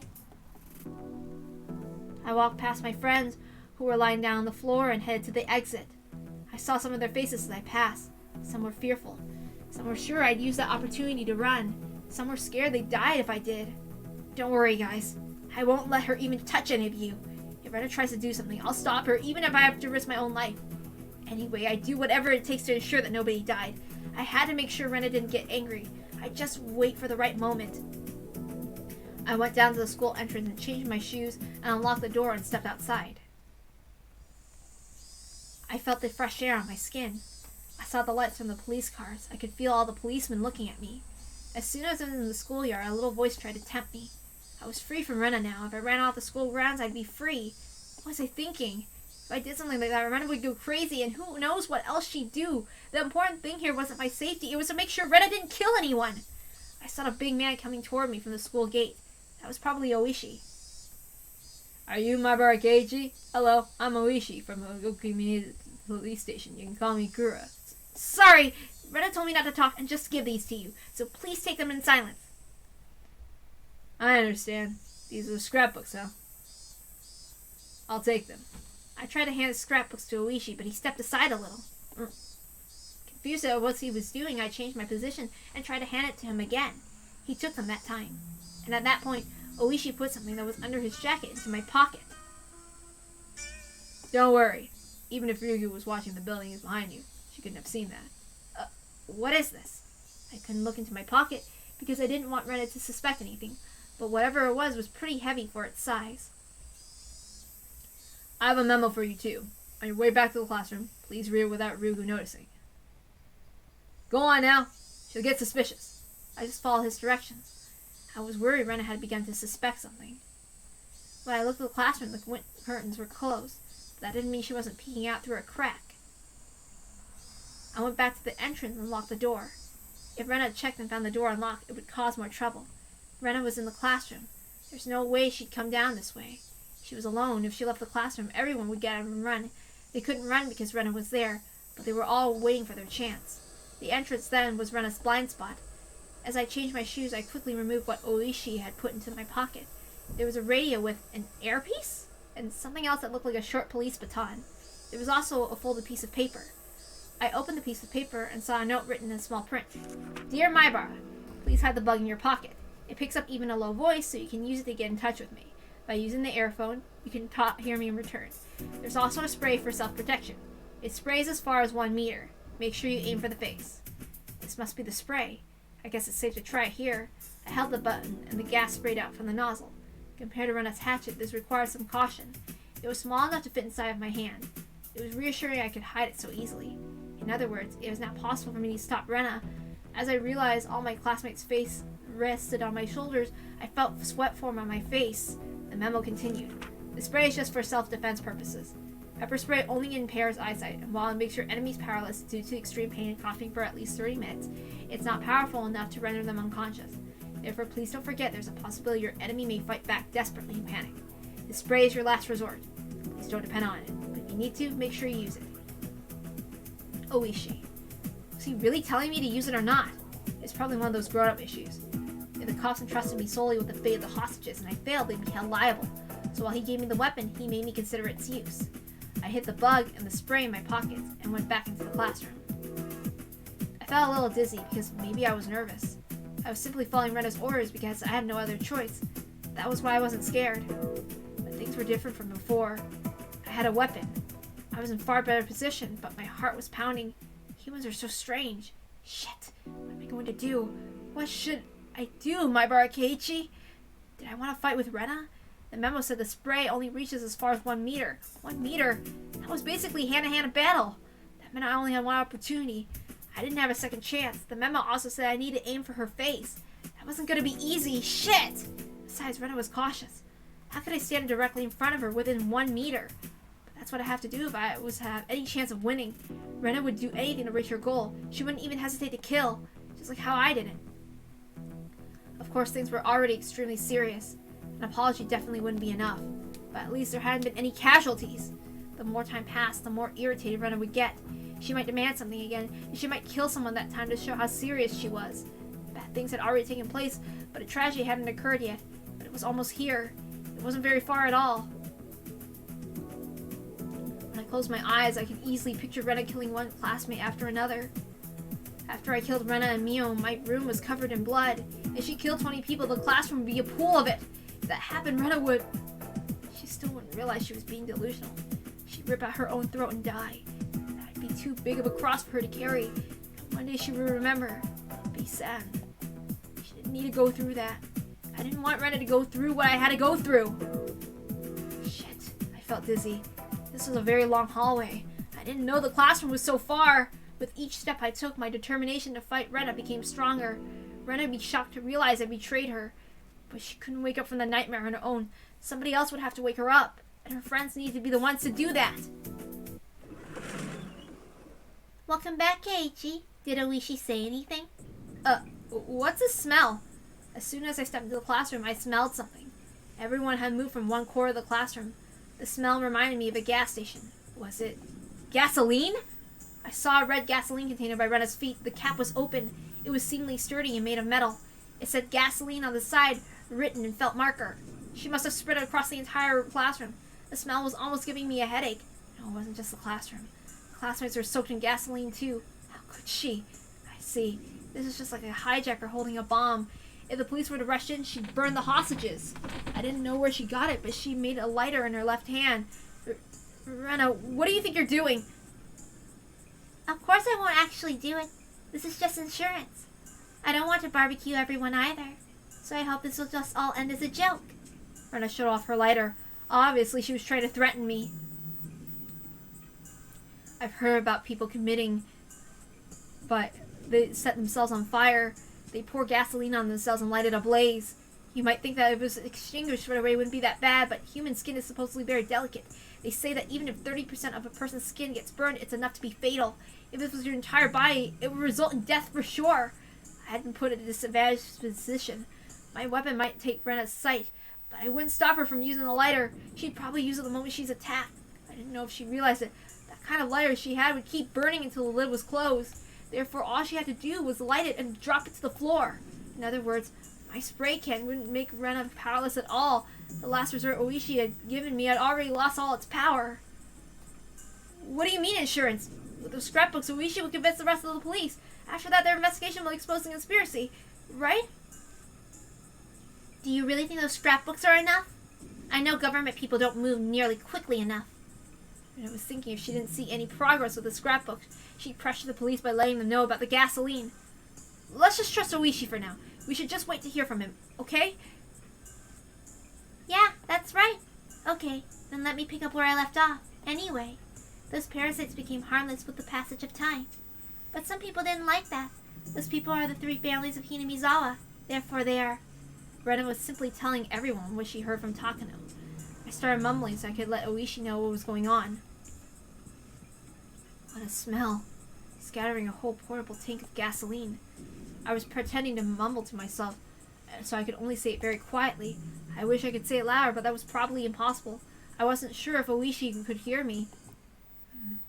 I thought of an idea to find out whether or not they could hear me. It'd be nice if I heard a car honk. Kuma, honk the horn! Kuma guy honked the horn once, quickly. Gasoline, huh? Shit. That explains the smell. I'm sure she's intending to use it to get what she wants. Kuma, people usually mean an 18-liter tank when they talk about portable tanks of gasoline, right? Well, probably, I'm not sure. Komiyama! Is there still someone for the forestry service here? Did you get him? I see. Those cans have gasoline written on them. Do plastic kerosene tanks have kerosene written on them? Yes. We don't want to mix them up. All the fuel containers have labels. Not too many people know this, but regular portable tanks can't hold gasoline. Gasoline, while common, is extremely flammable and can even be lit with static electricity. Therefore, gasoline must be kept in special metal containers. Those are called carrying cans. So what my bar called gasoline is really gasoline. Are there different size carrying cans? 18-liter and 5-liter, I think. 5-liter ones are rather flat in shape, aren't they? Yes. It's red and flat with a handle. My bar Keiichi called it a portable tank. You think it's an 18-liter type? Maybe he called it a portable tank because he wasn't familiar with its shape, but either way, if it's really gasoline, it's really dangerous. Gasoline burns when lit, but what's an even bigger threat than liquid gasoline are the fumes. When gasoline fumes are lit on fire, they explode. Also, gasoline evaporates easily. Even at freezing temperatures, it evaporates. And so, in other words, inside the closed classroom, the fumes would fill the entire space. The classroom would then become a bomb itself. Kuma, do you know anything about Class 4 hazardous materials? No. I know gasoline fumes are dangerous, but I don't know any more than that. To prepare for the worst case scenario, I want to find out the difference in scale between the 18-liter and the 5-liter. I know I'll ask the old guy. Excuse me, did you call the station to see if the old guy from the forensics department is still there? Oh, I heard what's going on. The criminal you requested, huh? Kaboom! Richie Ipatsuron! Uradara on top of that, too. This isn't a laughing matter anymore. Anyway, do you know about the 4th class hazardous materials? 4th class, huh? If we had everyone here, we know everything about hazardous materials. Does the suspect spread gasoline or something? Yeah, that's exactly what's happening here. We bugged one of the hostages. Supposedly the suspect spread gasoline throughout the classroom. We don't know if it's 18-liter can or a 5-liter can. Can you tell me the worst case scenario for both of them? How big is the classroom? Let's see, approximately 50 square meters. And the room is closed, huh? More than likely. I'm sure the smell must be horrible. That's not good, Oishi. I had a feeling. The classroom will blow up. Everyone in the classroom will be dead for sure. You mean the case of the 18-liter? Fool, I'm talking about the 5-liter one! If I remember correctly, 4 liters is plenty enough to blow up an 8-by-8 meter room. The policeman listening to their conversation on the side went pale. 8-by-8 meters meant a room that was 64 square meters. Only 4 liters are needed to blow that up, and at least 5 liters are scattered across the 50 square meter room. In other words, the room has more than enough gasoline, huh? That's not good. I'd rather not hear this. But what would happen if it was an 18-liter can? Let's see, to put it in your words, Oishi. The dealer's hand is Richi Ipatsu Pinfu Tanyao Aka Aka and Dora Dora. What do you mean? Buy mine from the dealer. 24,000 points. The base distribution is 25,000 points. So there'll be one 1,000 point stick left. Something like that. There may be one pillow left if you're lucky. My gosh. I don't want that kind of Richi. You should call the fire department and get a chemical unit ready. You'll need to have them deal with it after the incident's taken care of. Shit. I heard this through the bug, so if the fire engine shows up, the suspect will find out. I guess I'll have them get ready where she can't see them. Yeah, that's a good idea. You mentioned a bug, didn't you? Yes, I had a chance to come into contact with one of the hostages. I gave him a bug. That's how I found out about the gasoline. That's not good. There have been incidents where sparks from electronic devices get gasoline set on fire. You know the gasoline's flash point is about 3,300 degrees. Even the static electricity can easily cause an explosion. You gotta be kidding me. Why is such a dangerous liquid available to just about anybody? How the heck should I know? Tell that to the fire laws and automobile companies. Since it's June, the air isn't that dry, but just to be on the safe side, tell them to turn the listening device off. Oishi, according to what I can hear through the bug, the suspect has a lighter. That means even if my bar used a pepper spray to stop her, he won't be able to prevent her from igniting the gasoline. And we can't even use the bug anymore. Damn it! Oishi, a lighter is really, really bad. Don't even let her play with it. The suspect may not know how dangerous gasoline is. From hearing how much she spread, I don't think she knows anything about it. Oishi's back was covered with a cold sweat. He never even thought this was turned into such a serious matter. He didn't know how dangerous gasoline was. He didn't know because he'd never heard of cars exploding in car accidents. He knew it was dangerous, but he didn't know what it was capable of. Gasoline is more dangerous once it evaporates. Therefore, aboard a car in an accident, gasoline fumes being ignited are at completely different levels. It's quite simple to understand if you think about how car engines work. Cars vaporize gasoline in a carburetor and let it explode in engine cylinders. In other words, that little explosion in the engine is what gives the car the power to move. Therefore, if you want more power, an engine needs to be bigger to create a bigger explosion. So if the engine cylinder was the size of a classroom, how much power would it create? Anybody with a knowledge of engines would know. But a lot of people don't consider how dangerous evaporated gasoline is because it's too familiar. 25 hostages and 1 hostage taker. All 26 people are basically stuck in a huge bomb. Furthermore, the suspect might accidentally set it off. If she were to pretend to light the lighter as a threat, that would be the end. All the people around Oishi had gone pale. The classroom might explode at any moment. How could they save all those hostages? Especially when the criminal was living her own delusion and her request for something so unreal. Excuse me, I found a letter in the scrapbook. One of the policemen brought over a folded piece of paper. Oishi opened it while the others watched. He saw girlish handwriting on the paper. He could tell this was written before she invaded the school. Dear Oishi, if you're reading this letter, that means I'm at the final stage. I must have seized the school and held the students as hostages. I'm planning to appoint you as negotiator, so pretend to be threatened by me and become my contact with the outside. The first thing I want to tell you is that my enemy is the Sonozaki family, and also the aliens who are pretending to be parasites that control the Sonozaki family. Aliens? I didn't think you believed me and I brought up the aliens, so I didn't tell you about them until now. But when you read these scrapbooks, you will understand. The aliens came to Earth in the UFO in ancient times. They landed in Onikafuchi Swamp. They used this village as their breeding grounds, and through that selective breeding, they widened their domain. They were successful, and now they're trying to evade the Earth. What the heck is this? All the other policemen frowned at the letter. No, it's not surprising. I read Takano's other scrapbooks. They are full of even stranger stories. Personally, I like the one about Aussie the best. The Sonozaki family, as well as the village authorities, have been brainwashed by the aliens. The villagers' attempts to revive the cult of Urashiro were actually part of the alien strategy to invade the Earth. The aliens are very clever, and they won't let anyone realize they're being controlled. The Uri claim must be their secret research center. Please conduct an investigation and expose their secret. Also, please check the bottom of the swamp. The UFO must still be there. And also capture all the relatives of the 3 families and take x-rays of their brains. You'll find hideous parasites inside of them. But please be careful. The aliens eliminate whoever finds out about them by replacing their host with a look-alike. That's how they've been controlling the village. Therefore, they may already have some aliens among the villagers. It's possible they'll try to interfere with your investigation. As a matter of fact, there have been look-alikes of Takano Mio, Furude Rika, and me, Ryugu Rena. If you see any of those 3, capture them immediately.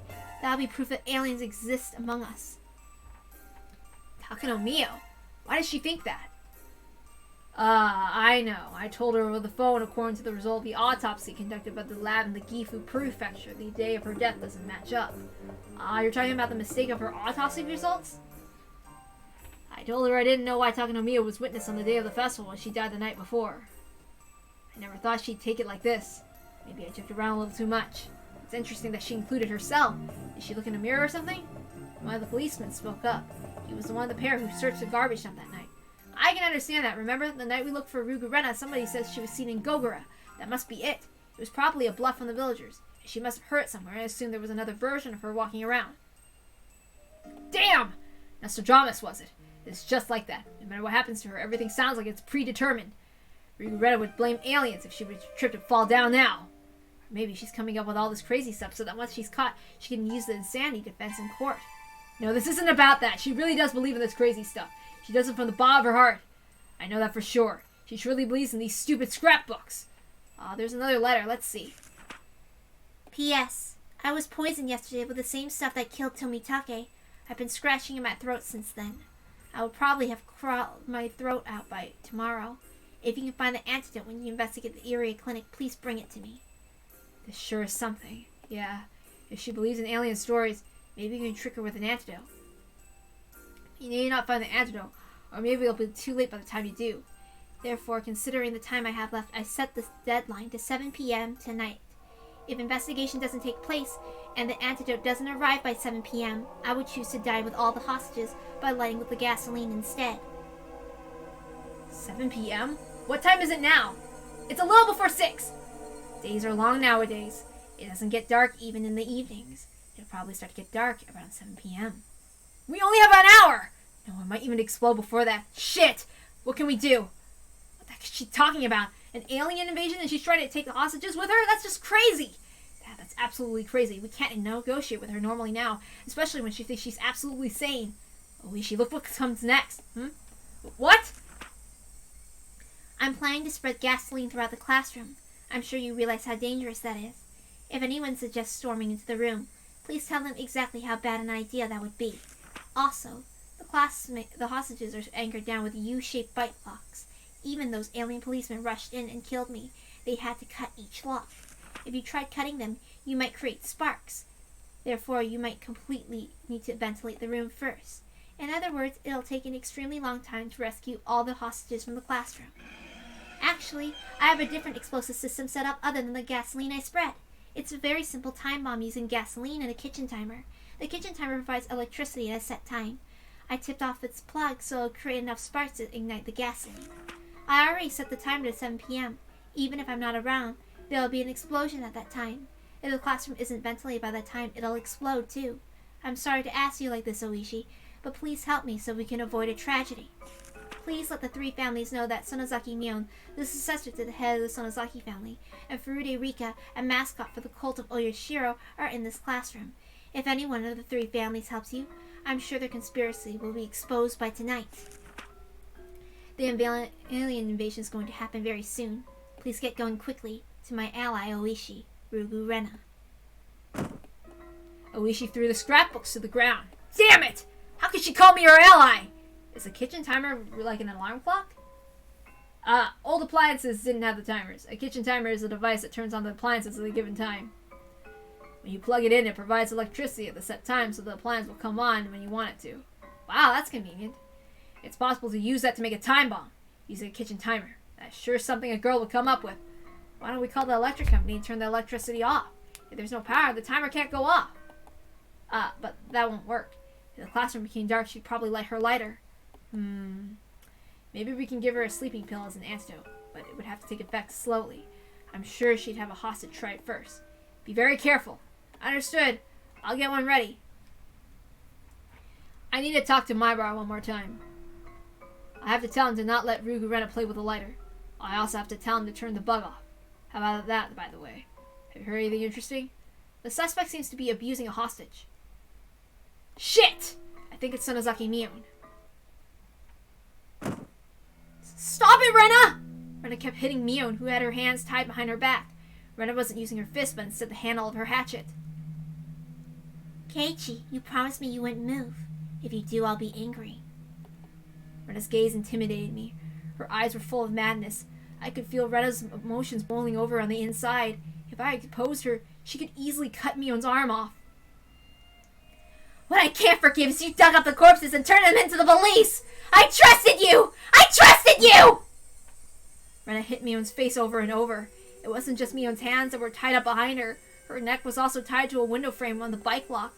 There's no way Mion could protect her face. I didn't know if her forehead was cut or if her nose was bleeding, but her face was covered in blood. Her blood got on the handle of the hatchet. Every time she got hit with it, more blood was smeared on her face. The handle of the hatchet could easily smash her forehead. Because of her position in the Sonozaki family, Mion couldn't say that she hid the bodies, so all she could do was endure. However, Rena continued to attack her. Rena no longer had any restraint. She might even continue until Mion's front teeth were broken. Stop it, Rena! Haven't you done enough? I'll tell you the truth, so Rena, please stop hitting her! The truth? What is it, Keiichi? No, you can't. Kei-chan. Everyone, please don't listen to what I'm about to say. I may say some disturbing stuff, but it isn't anything wrong, so please don't listen. Even if you hear, forget what you did. Please! What are you going to tell me? Go on, Keiichi. It's not a complicated story. That was for your sake. We found out afterwards the place that you buried the body was going to be clear-cut this summer. so we thought we had to do something about it, and Mio put him in a safer place. You told me that same story the other night. Didn't I tell you that was something Mii-chan made up? Why would she lie? She wanted to help her friend. Mio did it to help you. That's a lie! I won't believe it! Why did you do something without talking to me then? Why did Mio even have to tell her? Mio was trying to be delicate. Mio did her best trying to hide what Rena did. Mio knew that Rena was at her wit's end, and that was why she did it in secret. But Rena didn't want to believe her. That's not so, Keiichi. How contemptible of you, Mii-chan, to even deceive him. I won't say anything about your trickster and the club activities, but this... I can't forgive you! I can't forgive you! I can't forgive you! I can't forgive you! Stop it! Don't hit Mio! Mio didn't do anything! I never knew having your hands tied behind your back was that scary. Mio got hit repeatedly with the handle of the hatchet. She could only endure. She couldn't even protect herself with her hands. Hey, is it true, Mii-chan? If so, why didn't you tell me? Can't you understand Mia's position? She has to follow certain rules of the members of the Sonozaki family. Should you be grateful for what she's done for you? I may have said it too aggressively, but Rena turned around and glared at me. That's right, Keiichi. Mii-chan sold me out to the police because of the circumstances surrounding the Sonozaki family. She sold out her friend. I was her friend. I really liked her. That was mean, Mii-chan. I really did like you so much. Why? How could you? So senseless. Rena cried as if being bullied, but she was the one doing the bullying. Normally this would be so odd as to be impossible, but I'd seen this scene before. I liked you. I trusted you. I cried as I beat her to death. Rena repeatedly begged me to trust her, and yet I beat her. I know what it's like to be the one doing the beating. Stop! Stop! Stop! Stop! Stop, Rena! Don't you realize what you're doing?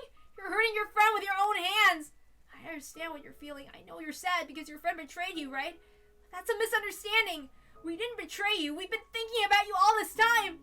But she just couldn't see that. Even if she died, Rena probably wouldn't realize she made a terrible mistake. But someday, you'll realize. Even an insensitive guy like me realized, so Rena would realize it for sure.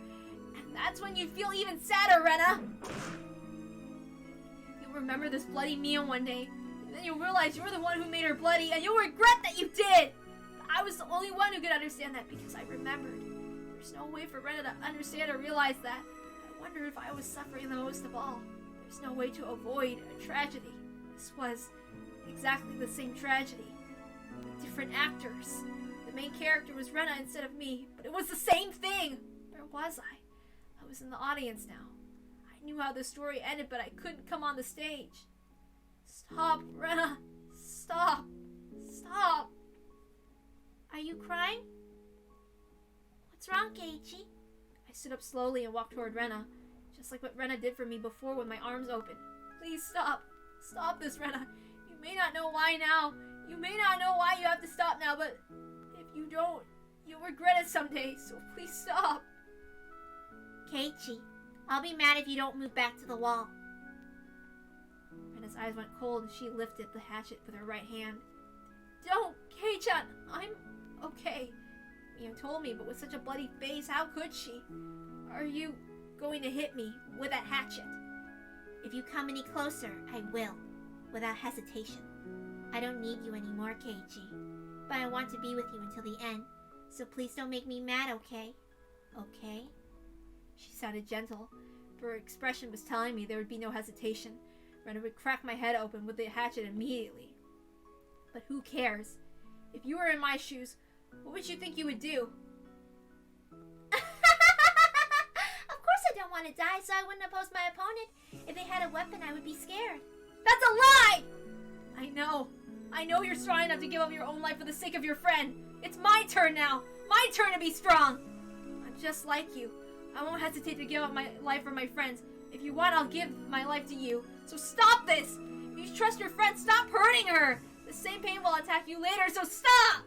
Nobody's trying to scare you. We're all thinking about you. Don't doubt that. Please believe it. Trust me. If you can trust me smashing my head, and go ahead and crush my head with that hatchet. I won't try to protect myself. Don't come any closer! If you do, I'll light this place up! Rena lifted the lighter overhead. You fool! How long are you gonna dream about such crazy things? You already know that yourself, don't you? That it's all just a bad dream. You want somebody to wake you up! I'm here! I'm here to wake you up from your nightmares! You're the one who has to wake up, Keiichi. Can't you believe those aliens are trying to invade the village? You believed me back then. Are you doubting me again? Can't you trust me? Rena opened the lid of the lighter. I could tell her thumb was about to light it. Rena was prepared to die along with everybody else. Rena would die without knowing the truth. She would die believing that the world was crazy. She would die cursing everything in this world.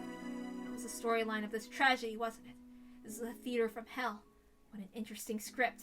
Who wrote it? The devil? Shit! I won't let this happen! Don't underestimate Maibara Keiichi, the original main character.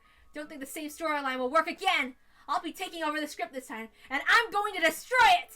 I won't let this bad ending take place. I'm going to destroy their expectations! You're the only one who doesn't trust me, Rena! Just trust me! Shut up and trust me! This is all for your sake! As the main character of the previous tragedy, I'm telling you this! You just shut up and listen to me! What are you talking about, Keiichi? Shut up and trust you? You're the one who doesn't trust me, Keiichi! Why don't you believe me? Shut up! I know you're wrong! I know how you'll end up, so I'm just going to tell you you're going to regret in the future! I don't want you to finish your life without realizing what you've done. You just don't know how sad that is yet. I have no idea what you're talking about! Are you okay, Keiichi? Yeah, I bet you have no idea what I'm talking about. I'll tell you the story of a pathetic guy. Once upon a time, there was a pathetic guy named Maibara Keiichi. He had no complaint about his life, and he spent every day having fun with his friends, but one day he started to doubt them. After a while, he started to doubt everything. He didn't notice how worried his friends were, and he hurt them repeatedly. How sorrowful. They trusted each other, but they couldn't let each other know. You believe something as stupid as that actually happened? Then I beat you and Mihon with a metal bat to the point of death. You begged me to trust you until your final moments. You didn't even try to protect your head. You trusted me until your final moments, reaching your hands out to me. I didn't realize what you were doing and beat you to death anyway. Do you know how simple that was? I bet you have no idea. That's why I have to make up for what I've done. I'm going to stop you, Rena!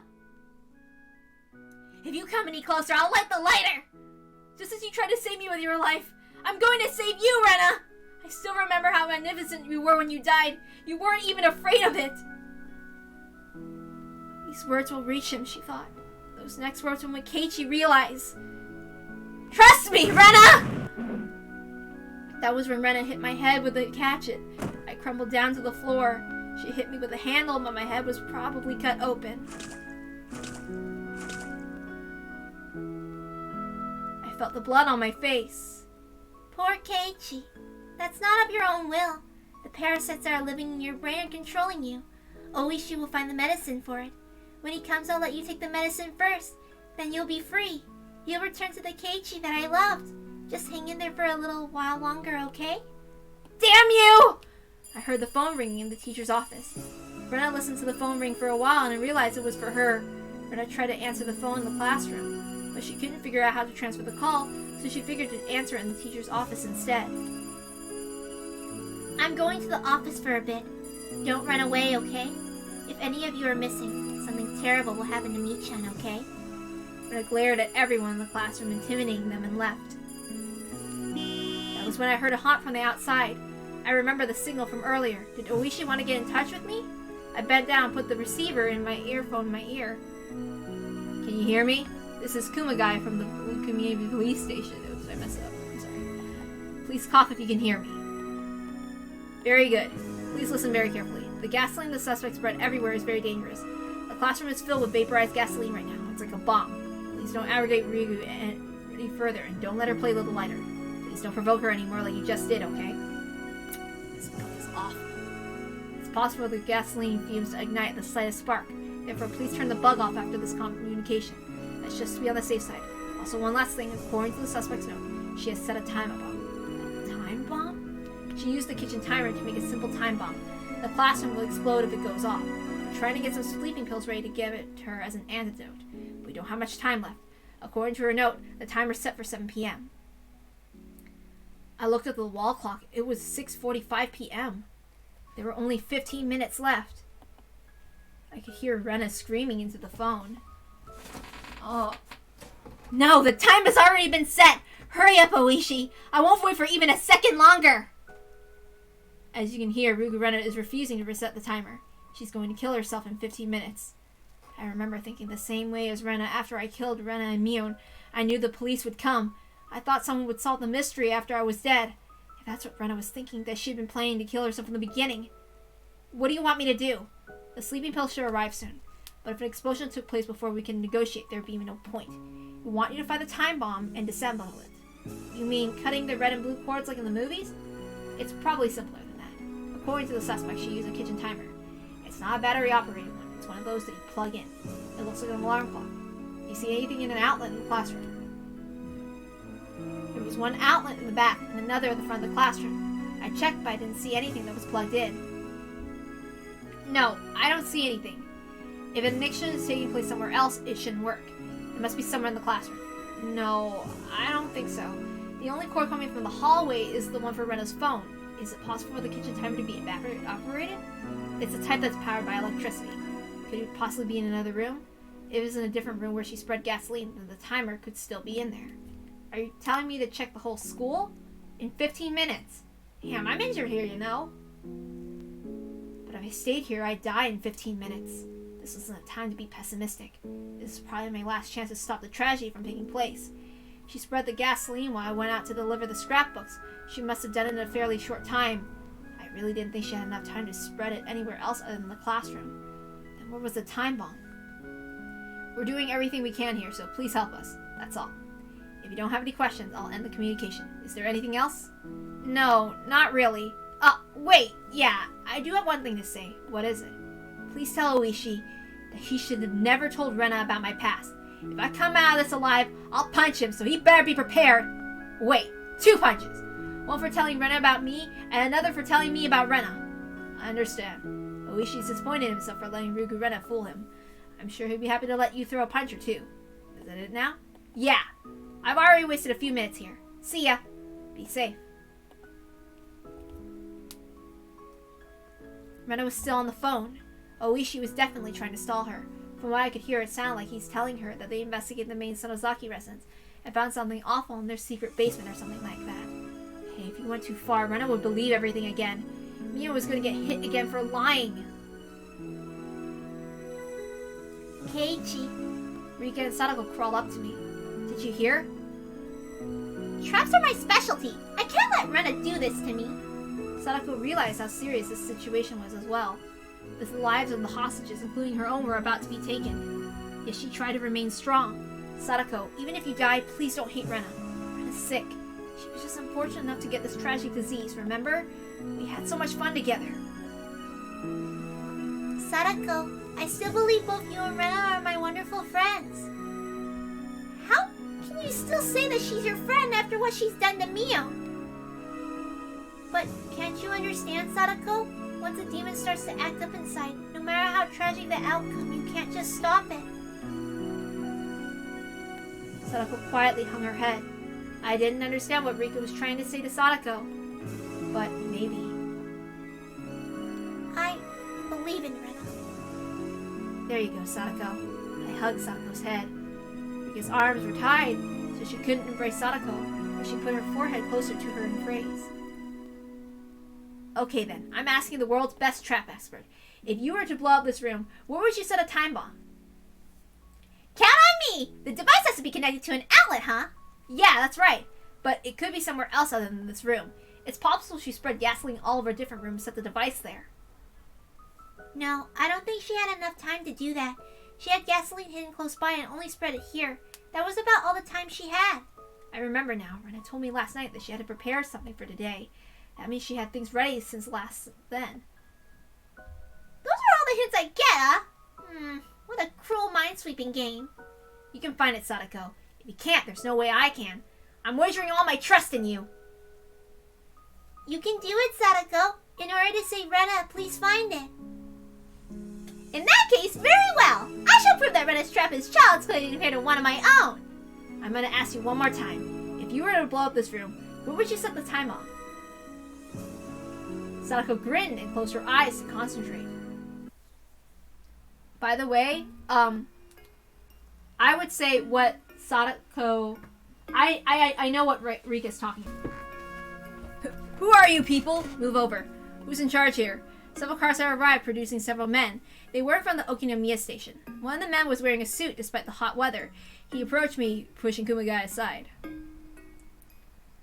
Hey, look who's here. Good to see you again, Otaka from the prefectural headquarters. Watch your mouth. I rank much higher than you now, so don't address me so casually.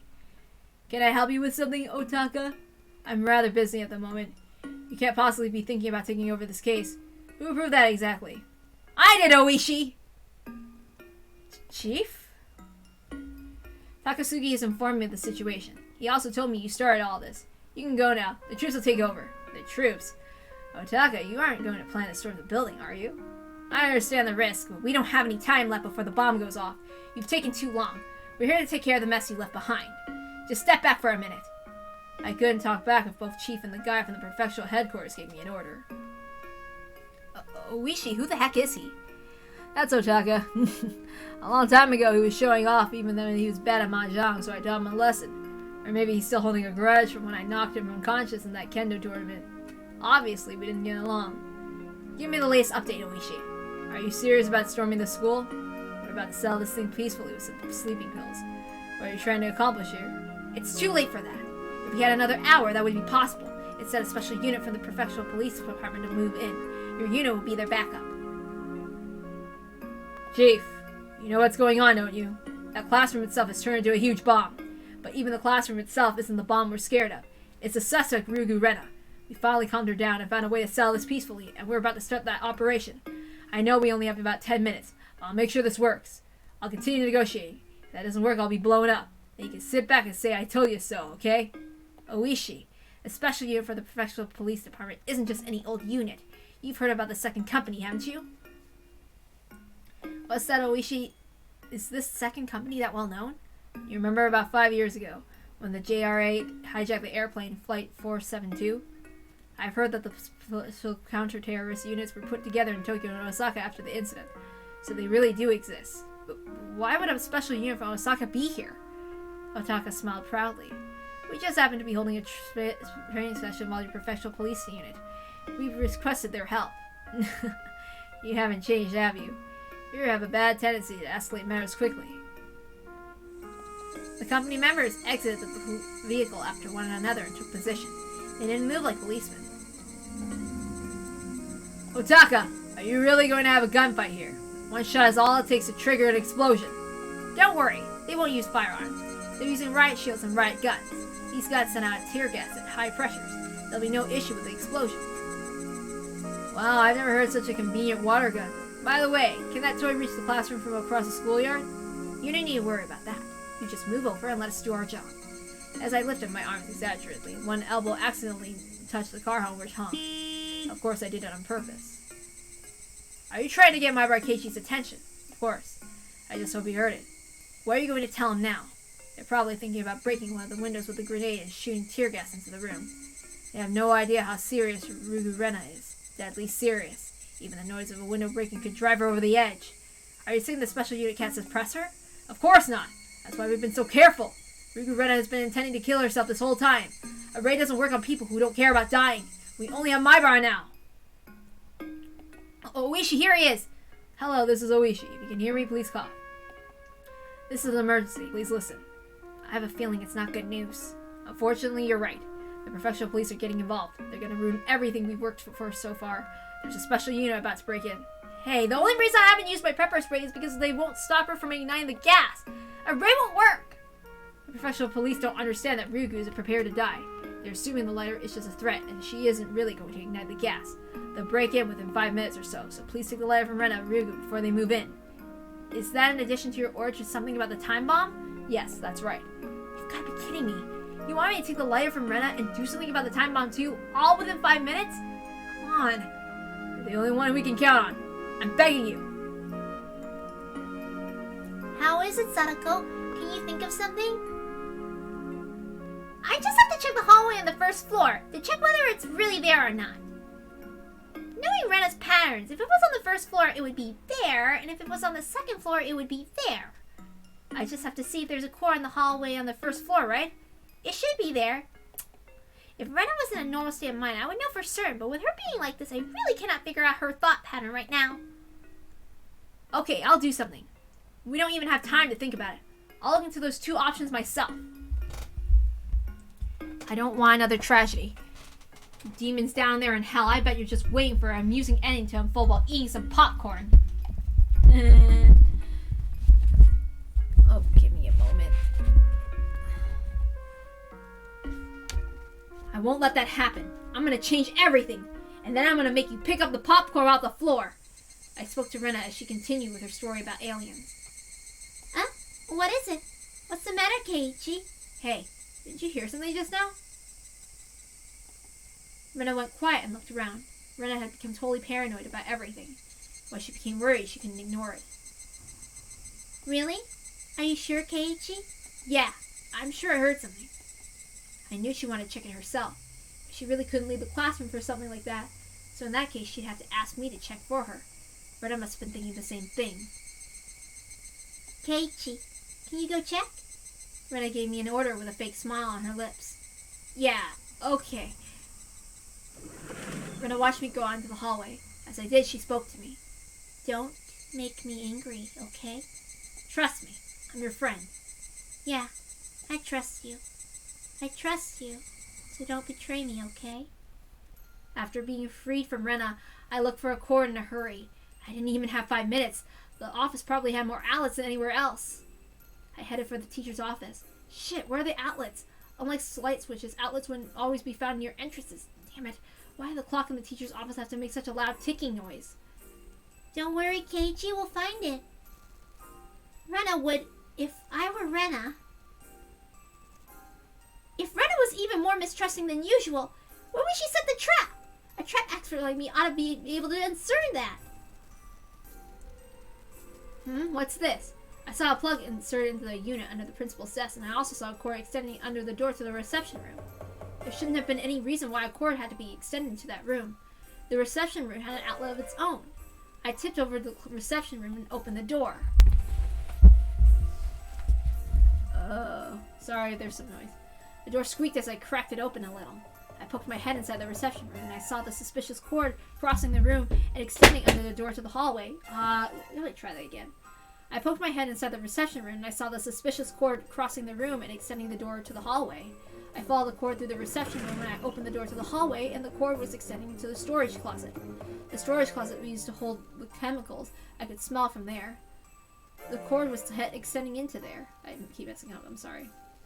I carefully opened the door and turned the light on. The cord was attached to another extension cord, and there was an alarm clock that didn't belong in there. I found it! The time bomb! All I have to do is unplug the cord.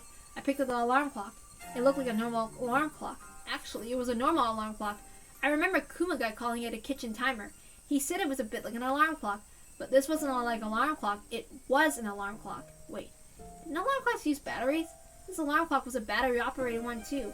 I looked at the extension cord, and there was nothing plugged into it. What was this extension cord for? Why was this extending all the way from the teacher's office?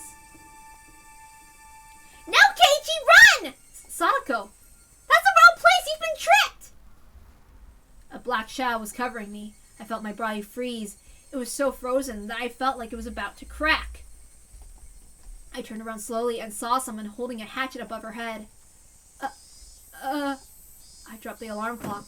It made a noise as it hit the ground. Why did you follow the extension cord? And why did you have the alarm clock in your hands? Why did you? All the cells of my body were frozen. This was Rena's trap. Rena was suspicious of everyone, including me. This whole time she thought there was someone connected to the phone and the people outside. This was a trap to lure that person out. Only the people outside knew about the time bomb. I was told about the whole thing, so I followed the extension cord and picked up the alarm clock. How stupid of me. Wait, Rena. I trusted you, Keiichi. How could you? Rena hit me with the back side of her hatchet earlier. It was painful, but it didn't kill me. But this time she was holding the hatchet the right way. It wouldn't just crack my forehead. It would split my entire head open. Rena lifted the hatchet mercilessly. She moved slowly as everything was in a slow motion. She almost looked divine. Maybe it really was holy. I was praying after all. Praying. What was I praying for? I was praying for my life. Ah! It was so sudden I couldn't tell what happened. Rika had suddenly jumped onto Rika from behind. I didn't know what happened. Oh shit, I messed up. Rika had jumped into Rena from behind, and I didn't know what kind of weapon Rika had used, but Rena started moaning and it clearly hurt. Sorry, I heard a car go by and I'm so pissed. Okay. Let me try that again. Okay. I didn't know what kind of weapon Rika had used, but Rena started moaning and it clearly hurt. That brought me back to reality. I couldn't just watch them. I had to get the lighter from Rena. Don't think you can win with mere force! Rena knew why I was after her with the lighter as she closed her fingers around it tightly. Rika was grabbing onto the arm Rena was holding the hatchet in. I wanted to tell her to run, but thanks to Rika, I could use both of my hands to get the lighter. The lighter flew out of Rena's hand. It hit the hallway and dropped down to the floor. I picked it up. At the same moment I did, Rena managed to shake off Rika. Keiichi, I know now! I figured it out! I heard Sadako screaming from the classroom. Sadako had figured out where Rena hid the time bomb. I wanted to catch Rena, but I didn't have time for that. I had to do something about the time bomb instead. Keiichi, hurry up and go back to Sadako! Rika had spread her arms, blocking Rena's path forward. What are you doing? Just run! Keiichi, this isn't the first time I've done this for you. Don't you remember? Oops, that was Keiichi. I tried a little hard the previous time you would have made it. So this time you're going to make it. Just go! I didn't know what Rika was talking about. But there was one thing I did know. Just like Rena and Mio were ready to give their lives for their friends, I was willing to give up mine. Rika was prepared for that too. Therefore telling Rika to run was like telling her she wasn't my friend. So I'll depend on my friend Rika. Thank you, Rika! Keiichi, we're running out of time! Leaving it to Rika, I dashed for the classroom. As soon as Rika heard Keiichi's footsteps leave the classroom door, she sighed in relief. As she did, Rena's black shadow came even closer. That's great! That's just great! This is a club activity, you know. You'll be killed for real! You'll be killed by an angry Rena!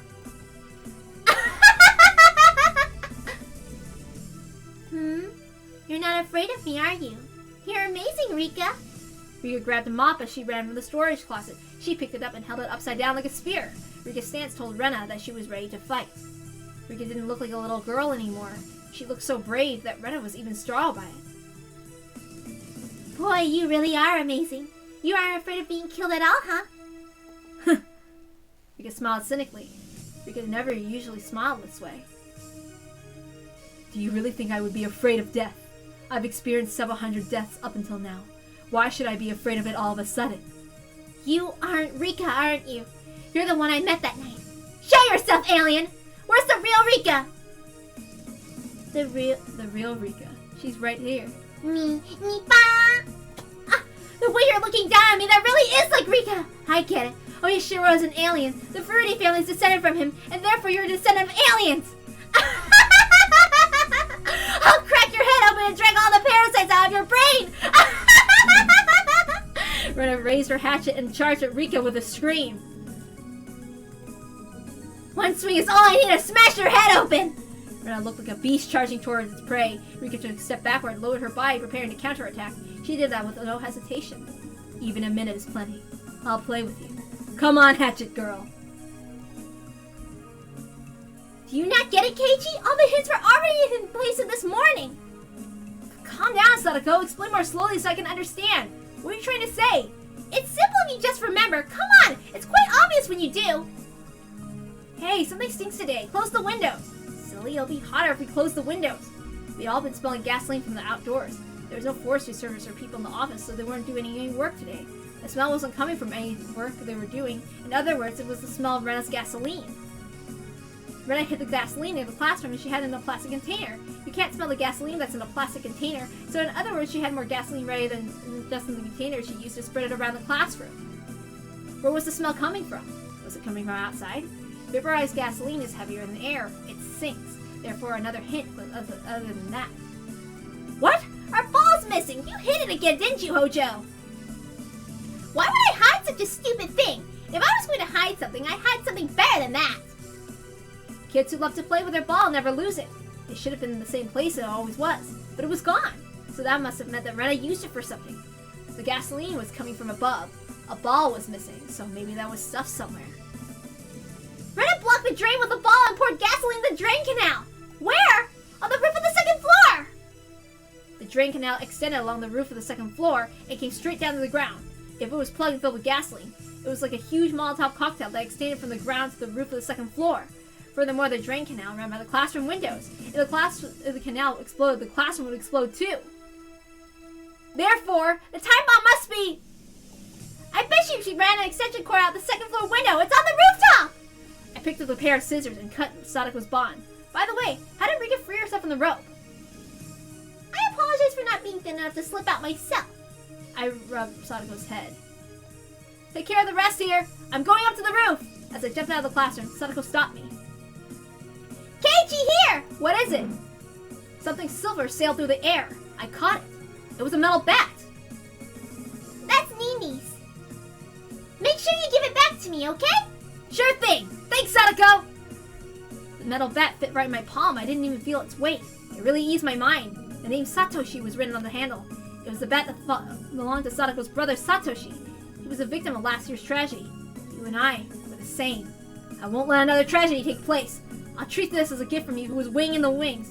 Let's rip apart the script of this demonic tragedy together. Let's go, Satoshi! As I tried to rip up the stairs, I heard a loud noise coming from the hallway by the teacher's office. I saw Rika rolling on the floor. Damn, Rika, you held out as long as you could. Damn it, if my body were 5 years older. You're next, Keiichi! Shit, I have to go. I have to get to the rooftop. How did you figure it out? How did you? Still, I won't let you get up there. Rena's face looked unbelievably scary. She was ready to rip me apart if she caught me. In that case, just try me. I jumped up the stairs, sniffing up every step. I turned on the bug in my pocket. I didn't have time to put in the earphones. As Rena flew up the stairs, her foot got caught in the jump rope. She tripped, and then 3 buckets fell on her head. The result, Sadako's trapped. Ow, ow, ow. It was Sadako, huh? Sadako leaned against the wall and waved her index finger in a mocking gesture. You were pretty good, but you're about 300 million light years too early to go up against a trap expert like me. Sadako, light years are a unit of distance, not time. The 4th bucket hit Sadako on the head. I continued up to the rooftop. Rena ignored Sadako and ran up to me.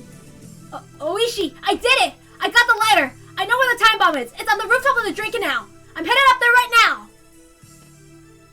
Oishi, is that it? Oishi grabbed a pair of binoculars from Kumagai and took a look at the rain rocker on the rooftop. There was something like an alarm clock sitting there. The cord from the clock was extending to the second floor window. It was so obvious, but they didn't even just notice until then. Sadako was working hard to remove her classmates' restraints, but she couldn't do anything about the bite lock on Mion's neck. Just run, everyone! Forget about me! That doesn't sound like Mion. Why not act like our club president, even in a situation like this? All you have to do, as our club president, is to give me an order to unblock and do this lock, okay? Oops, I messed up. Let's try that again. That doesn't sound like a Mion. Why not act like our club president, even in a situation like this? All you have to do as our club president is to give me an order to undo this lock, okay? Sadako reached for the back of her collar and produced a bent hair clip. Sadako opened the window and climbed on the windowsill and faced the bike lock that was restraining Mio. Everyone open the curtains and windows and run! But class press, what about Marlborough? The police will help Kei-chan. All you need to do is run as soon as possible. Huh? Did you unlock already? To me, this type of luck is child's play. The binoculars were trained on the classroom. All the curtains were open as well as the windows. The children, in turn, were all running out into the schoolyard. Oishi pushed Otaka aside and grabbed his rayo and rolled into it. All units go! Go, go! Secure the hostages! The suspect's going up to the second floor, running up after one of them. Hey, what are you doing? Otaka tried to grab the radio from Oishi, but Kumagai stepped in. Oishi, give me back the radio! There was a dull noise and Otaka crumpled to the floor, convulsing! Oops, sorry, I guess my knee happened to hit your balls. The classroom is still filled with gasoline. Be very careful. You're forbidden from using any gas bombs or flares. Again, do not use gas bombs or flares. The whole place will blow. Support unit HQ. We secured 24 hostages. 1 is injured. This is an assault unit. We're trying to take control of the first floor. We've got a problem. The electrical room is locked and we can't get in. You can't get in? Can't you break down the door? It's located directly opposite the classroom. The smell of gasoline is strong here. We might ignite the gas from breaking down the door. We'll wait further orders. Shit! We can still just turn the power off. Forget the electric room. Go secure the second floor. Assault unit, roger that. Alpha, go, go, go! Otaka, what were you going to do if you failed to secure the electrical room? That is what the special unit was for. That's the problem with Witch Boys. We'll have to secure the clock's outlet now. Cyber Unit HQ, I can see a male hostage on the rooftop on the first floor. Oishi, that's Maibara! Give me the speaker. Maibara, the clock is plugged into the back of the room on the second floor. I shook my head repeatedly. I couldn't do that. Everyone was coming after me, so I shouldn't head that way. What else could I do? The only way was to go up the roof of the second floor and get the clock back from there. Maibara! Continue on the roof of the second floor! I'll direct you from there! Oishi was yelling at me to go further up, and Sadako only told me it was on the rooftop of the second floor, and she didn't tell me where exactly. She only said it was the drain canal, but maybe Oishi found it with his binoculars. I put the foot on my railing on the veranda and ran up to the rooftop. I'd never felt so light. I felt like I could lift myself with just 2 or 3 fingers. That's it, keep going! It's at the furthest end of the drain pipe! You only have 30 seconds! 30 seconds would be plenty of time! I could get there in half of that! Over there, was that it? It was! Sniper Unit HQ, I can see the suspect on the rooftop of the first floor. You wish you could fire, but you're using live ammo, aren't you? It's not tear gas or anything, is it? No, it's live ammunition. Use those in the military. Japanese police don't need anything like that. Barbara, she's after you! Hurry! She'll be there soon! How many more seconds did I have? Who cares? Whoa! I slid down the roof and grabbed the kitchen timer that was sitting on the drain pipe, which was filled with gasoline. There was a cord with a copper wire attached to it. This is supposed to create sparks and start an explosion. The hands on the clock kept moving with the second hand trying to reach the minute hand. 7, 6, 5, 4, 3. Whoa! I threw it to the ground. Oh no. A moment later, I heard the noise of something breaking. Did I do it? Assault Unit HQ, the time bomb's been stopped! Yes! Oishi, we did it! We did it! Yeah, Marbar, good job! Keiichi certainly made me nervous. Getting so close isn't elegant, you know. Not only the policemen, but the children who were on their way to the ambulances raised their voices and cheered. Oishi, there's a message from the fire department. The scene is still dangerous, so order all the units to retreat immediately. Isn't the time bomb gone, though? Although the initiative device is gone, it's still extremely dangerous. The lives of the assault unit might still be at stake. Damn! What about my bar up there? Can you jump off? Oishi, according to the map, there's a flower bed by the school building. We can tell him to jump there. Oishi to all units, stop the operation and fall back immediately. Fall back! Alpha Roger, hear that. Beta here, roger that. Fall back, fall back! I messed up. Can you hear me, Myra? Ruku too. It's too dangerous to stay there. It might explode at any minute. There's a flower bed by the school building. Jump down there! A flower bed? Damn it, I can't see it from here. But it didn't sound like I had enough time to be looking for it. I noticed a white hand at the edge of the roof, followed by Rena's head. Rena slowly crawled up to the rooftop. I waited for her there. I never thought you would find it. It was all for nothing. Rena scratched at her throat. The band-aids peeled off and her throat started to bleed. It's game over, Rena. We were confronting each other on the rooftop of the second floor. This wasn't a club activity, but a real battle. Rena was glaring at me with hatred at first. But maybe because she already given up, she started smiling wickedly. I heard the chorus of the Higurashi in the background, as if to cool us down from the heat of the battle.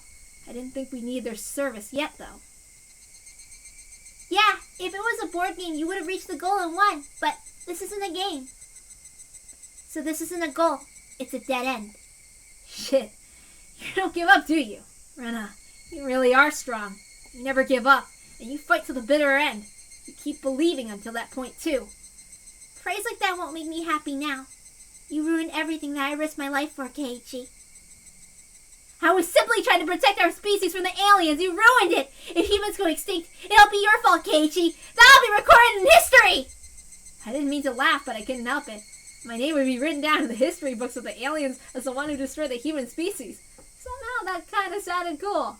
Rena, no matter what you have to say, I won this game. I already won, and you just don't want to admit it, that's all. Yeah, maybe you're right. But maybe that's not how it works. The game doesn't end when there's a winner. It ends when there's a loser. That means, for me, winning isn't enough. What do you mean? I tapped my shoulder with the metal bat, gesturing for Rena to come at me. I'm going to make you understand that you lost. I won't run or hide. You know why? According to the rules of our club, we don't run from our enemies. I'll prove to you that you've already lost, Rena. Are you ready? Parasites and aliens? How stupid! Who would believe in things like that these days? I can only laugh. You never believed me in the first place, and yet you pretended that you did. How dare you deceive me! I won't forgive you. I'll never forgive you! I don't care if you don't believe in those things, but I would never believe in anything that's stupid. Well, if I did have to believe in anything like that, I'd rather believe in the buried treasure of the Tokugawa shogunate. But if you still want me to believe, don't you remember our club rules? Whoever conceives victory is the correct one. There you go! Rena and I grinned at each other as we went around in circles on the rooftop. We both checked the distance between us. If you can take me down, I'll believe in your alien stories. I'll perform a mysterious dance every morning and night and call for the UFOs to come and beat up livestock. But Rena, if I take you down, then I want you to be ready. I don't think you need to do further than that. I don't think you do. You'll never defeat me. Rena came at me with a heavy strike. I caught it easily with a metal bat. It looked like there were some sparks. This was finally getting interesting. Maybe you shouldn't say that yet. You might be wrong, you know. When I went through a whole lot of fierce battles at a club, I learned something. I learned about myself, and now I know what I need to bring out my ultimate power. Really? I wonder what it is. I wonder. Rena, your hatchet can be a powerful weapon, but my metal bat is as powerful as your hatchet. Sure, it doesn't have a blade, but it reaches farther and it's easy to handle. I won't be going for a defensive battle. I'm going to fight you face to face. I'm going to defeat you. I'm sure I'm stronger than you physically, but you're better at drawing out your true potential, Rena. In other words, we're equally matched. This is great. I don't need to hold back at all. So what are you going to do after you beat me? Take that, that, and that! I think I might have the upper hand. I'm just warming up. Just you wait and see. Wait and see what I do after I take you down. We both put a lot of chips on the pile. Prepare yourself for having to make a big payout. Aren't you counting your chickens before they hatch? Your bluffing's just pathetic.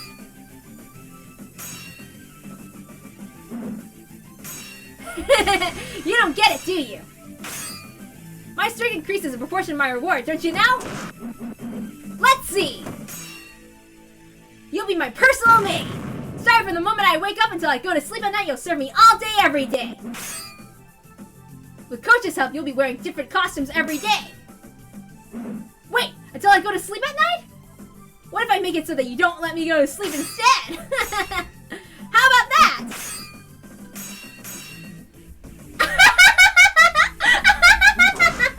That's so like you, Keiichi. No, thank you. Actually, I want to make you my servant.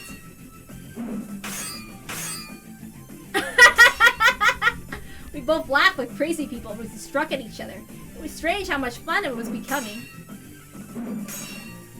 Rena and I were trying to kill each other, and yet it was a blast. Sparks were flying, we could get seriously injured. And we fell off the rooftop, we'd break our bones, and yet this was so much fun. I've been mourning and crying all day today while Rena terrified me. How did it all turn into this? The two of us can't be serious even if we try. Even with Sparks flying, we can only goof around. Too bad! That's not me. I like being elegant and graceful. You can have fun goofing around by yourself, Keiichi. Rena's next strike came at a strange angle, but I managed to deflect it. Whoa! That's too weak! You're done! Finally, I'm all warmed up. This is just a warm-up, right? Huh? Stupid! This isn't even a warm-up. This is like taking a walk. Hey, you're all sweaty. Instead of sweat, you'll be covered in your own blood. Maibara, jump off! Come on, jump! He isn't even listening to us. He's so into it, he can't even hear anything. Oishi. Sorry. What is it? What do you mean, what is it? We have to figure out a way to rescue him. Oishi couldn't figure out why he was distracted considering the seriousness of the situation. He was so engrossed in watching the two of them fight with the sunset behind them. But Oishi wasn't the only one. Everyone was watching, captivated by their battle on the rooftop. At that moment, a sudden loud voice broke the silence. Marbara, hang in there! Careful, don't fall! The students who were about to climb on to the ambulance were cheering him on. Mio was being loaded into a stretcher with bandages around her head, but she even sat up, captivated as she was by Rena and Keiichi's duel. Our once happy days were supposed to have shattered due to a series of misunderstandings. They were supposed to be irretrievable, but... Why? Why did I feel this way? This was such a close game, but it wouldn't be fun to stay in a stalemate forever. Rena and I kicked at each other with perfect timing and increased the distance between us. Hey! This is a blast! What do you think, Rena? Isn't this just the best? I've been having fun since the very beginning! But it'll be even more fun to split your head open, Keiichi! Split it open! Wow, that's dangerous! Over here! Come back over here! Let's use more space!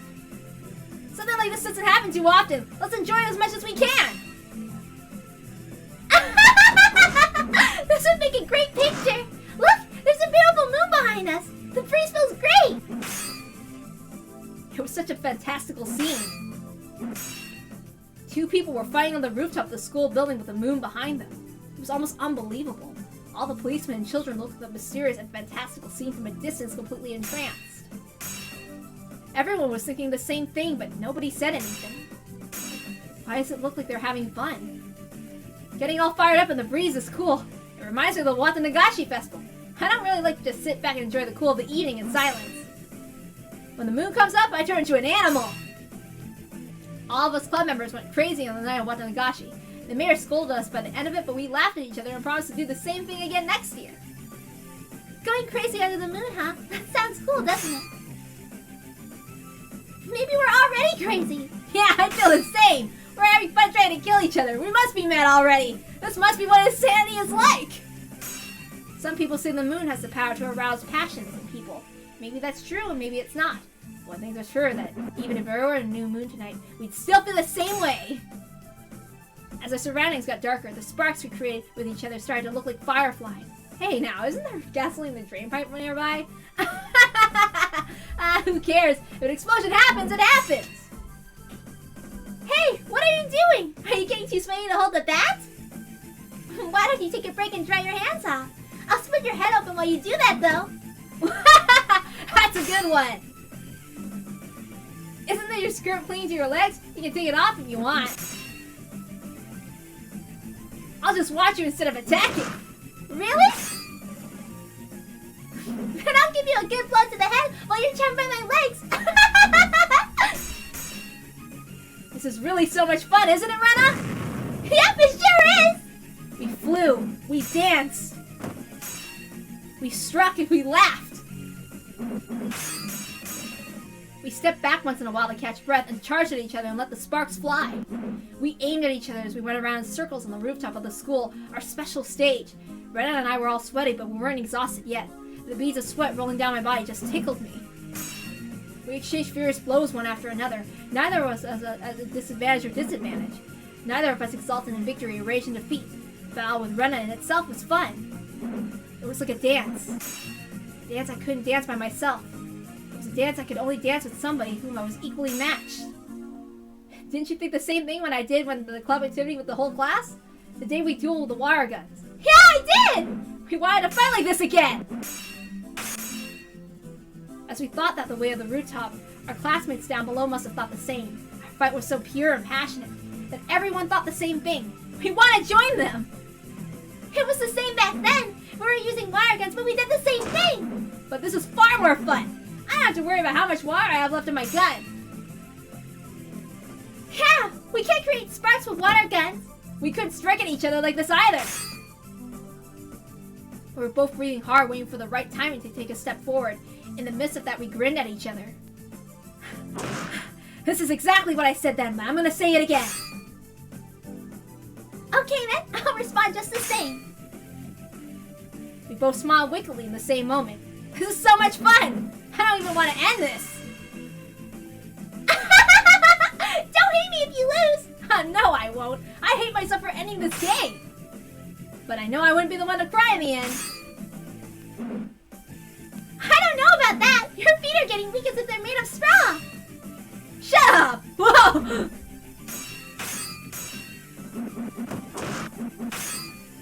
Everyone was captivated by our fight. They were swept up in our fight. We both had weapons. Weapons deadly enough to seriously hurt one another. We were both perfectly matched, and neither of us had hit one of the other yet. Why did they look so happy? This is just ridiculous! All the people below were just watching this fight on the rooftop with a beautiful moon as a backdrop.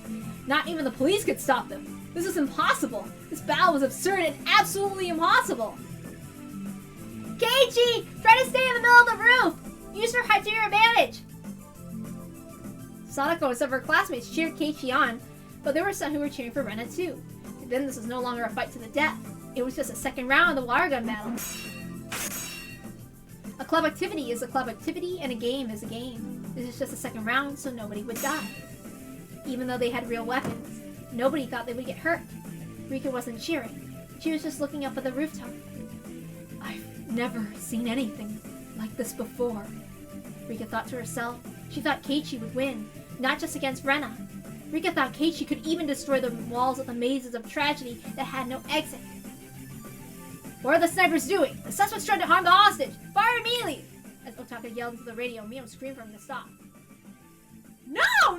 Don't shoot Rena! Rena isn't crazy anymore! She isn't who she was earlier! That's a different Rena! So please don't shoot her! What do you mean she's different? Look! She's swinging around that weapon! She's trying to kill him! Unless we shoot her down, the hostage is in danger! No! No! Don't shoot at Rena! If you shoot at Rena, Keiichi will kill you for sure! I can guarantee it! Why would he kill me? They aren't trying to kill each other! They're just having fun creating sparks! Can't you see? Keiichi's talking to her too. He's telling her that they're equal. That means she can trust him more than anyone. Keiichi will wake Rena up. No, he's already waking her up. Rena's nightmare's almost over. Keiichi, you're the best! I don't even want to kill you anymore. A world without you would be so boring. Thanks for the compliment. I appreciate it. So, what's gonna happen to the world, huh? Aren't aliens trying to invade it?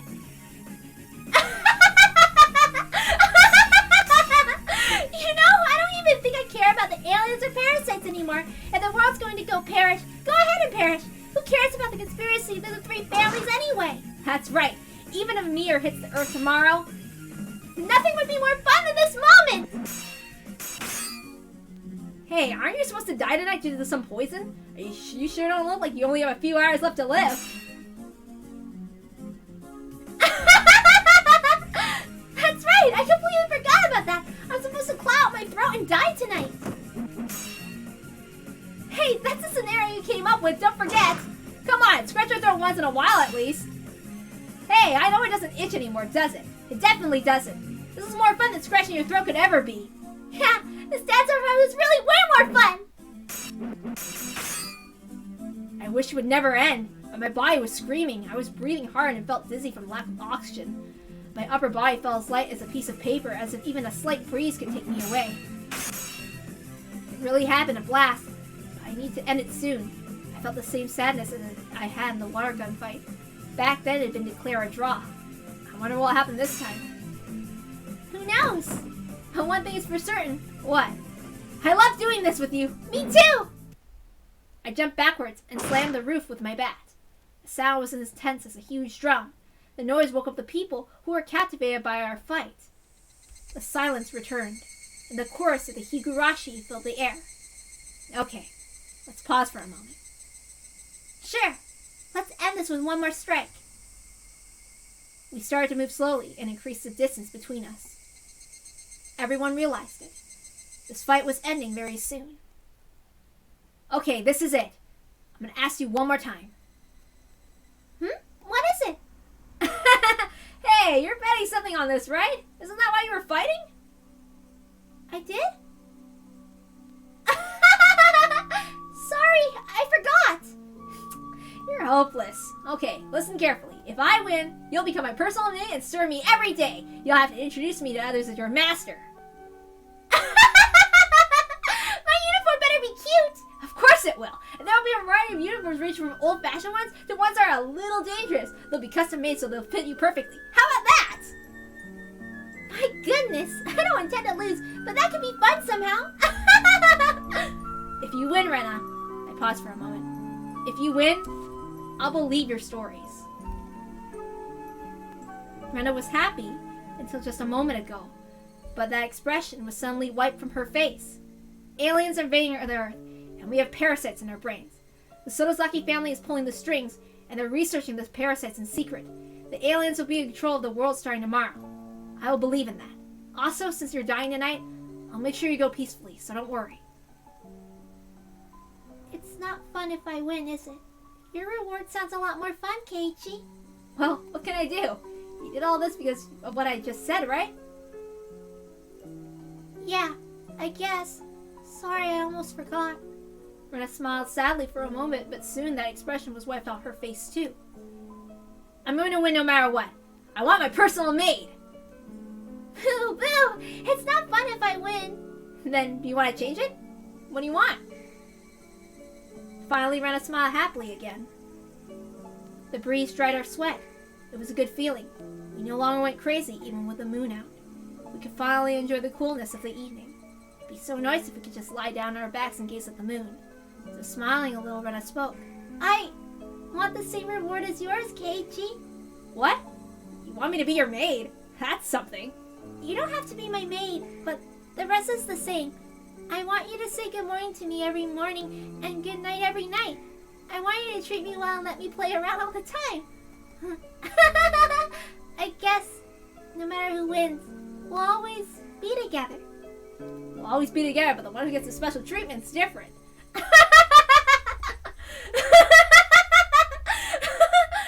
am I fighting with someone I like so much? I don't know. Why are we on the rooftop? Why did we even come up here in the first place?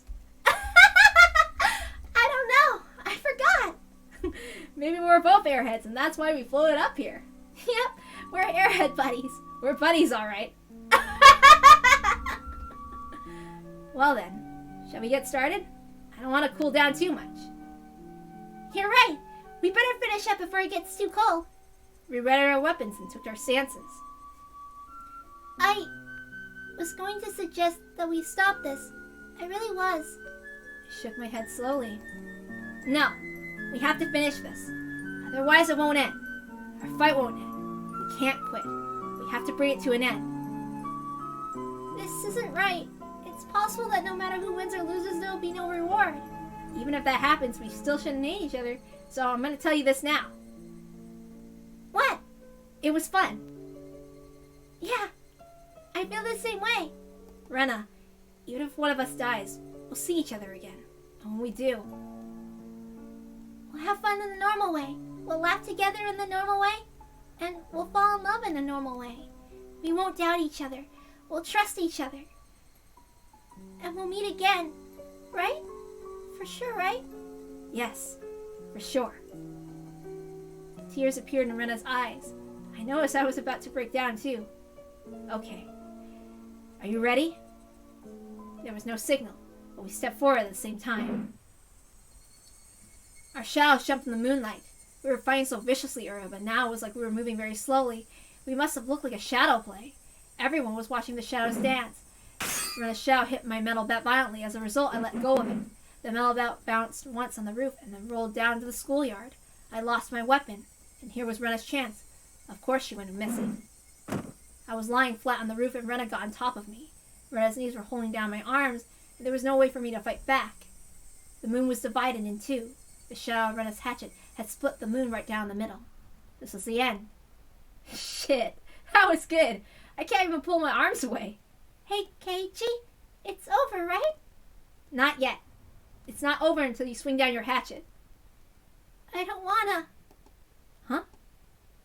I don't want to. I don't want to. Rena's arms were still raised, but tears were pouring down her eyes. What happened? What went wrong? I loved everyone, and I trusted everyone. Why didn't I start to doubt them? I don't know why I'm doing this to you. I don't know. Why am I doing this to people I love so much? You realized it. You realized it in this world. I can't believe myself. Every day was so much fun. But why? I didn't have any complaints. I didn't worry about anything. So why did I try to destroy everything with my own two hands? Rena, you're incredible. After I killed you and Mion, I didn't realize I had done anything wrong, so I left a note and called Oishi. I still believed that someone else was at fault, until... even after I was dead, I didn't even notice I'd sinned. How sad it was to kill my friends because of a little understanding, even when they were trying to help me, and how painful was it not to realize that it was a sin. Therefore, you're amazing, Rena. You didn't kill any of your friends. You came to your senses before you committed a sin. You're incredible, Rena. Just incredible. You're totally different from me. Rena stood up slowly and lowered her hatchet. I hurt my friend. I hurt Mi-chan. Just apologize to her. Personally, I appreciate the wounds will help me tell the twins apart. I already killed. Huh? No, you haven't. Who'd you kill? Mamiya Rina and Ochotepe. Those two. I thought I was right to kill them, but the day I killed them, the world started to go crazy. Did that mean that it was wrong to kill them? I don't know if it was right or wrong, but it wasn't the best thing you could have done. What do you mean the best thing? Don't you know? I grabbed Rena's head and embraced her. And I told her something so simple. It was so simple that anybody could think of it. Rena didn't do it. I didn't do it either back then. If you're in danger, or you feel like you're doubting others, or something sad happens, it was so simple. You should talk to your friends. That's right. You're right. Rena cried in my arms for a while, and she cried about the wrong choice she made at the very beginning. The choice couldn't have been hard to see. I'm sure it was something that was in her grasp. How stupid was it to her to worry about it by herself? She had friends. She had friends whom she trusted. Why didn't she think she could talk to her friends about it? I was wrong! Why didn't I talk about it? Everyone trusted me, so why didn't I trust them? I was the same way before. That's why I won't laugh at you. You realized it. You realized it a lot sooner than I did. We'll trust each other. We'll never doubt our friends. We'll rely on each other. We'll talk to each other and help each other. So my friends are always happy and we can endure anything together. Okay, Rena. Why don't we respond to the curtain call? This is really the end of everything. What do you mean by the curtain call? What do you mean? Well, I was just talking to myself. Come on. We stood up together holding hands. The moon was hanging behind us. When I nodded, Rena threw away her hatchet. It disappeared into the darkness below. And I spoke to the audience in hell, the demons who weren't expecting this ending. I was proclaiming victory. That's all for tonight. We overcame this tragedy and will never doubt each other again. We'll be united forever. No matter what disaster might befall us, don't think we'll ever yield. Who cares about tragedy? Who cares about disaster? Even if the script is written by demons, we'll tear the whole thing to pieces! I wish I could play the ending song, but honestly, I cannot. I don't know. The incident at the Forest Service field office in Hinamizawa. Date of event: midday, June 25th, the 58th year of the Showa era. Location: Hinamizawa, Shishibone City, ex-Chome, inside the Forest Service field office.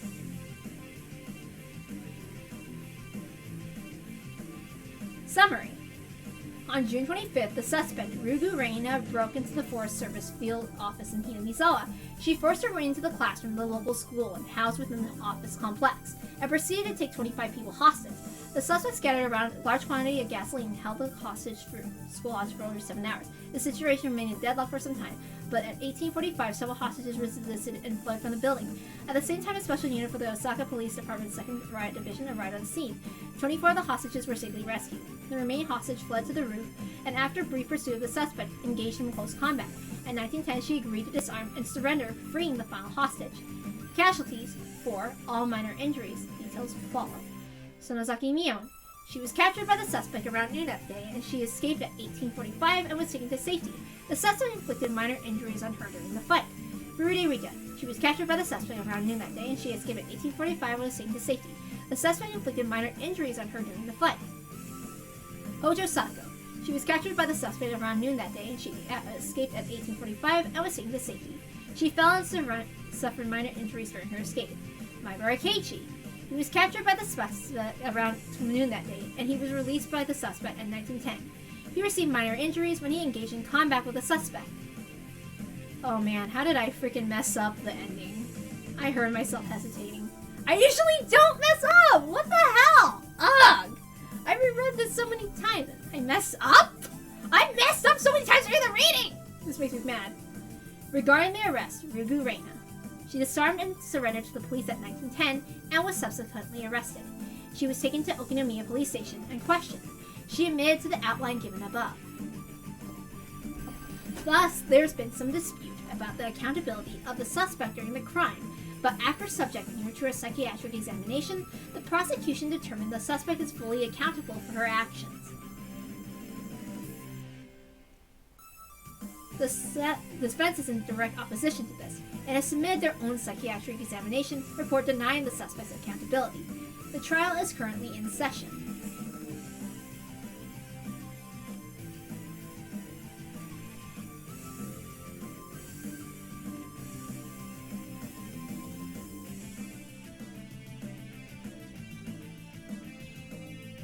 Alright.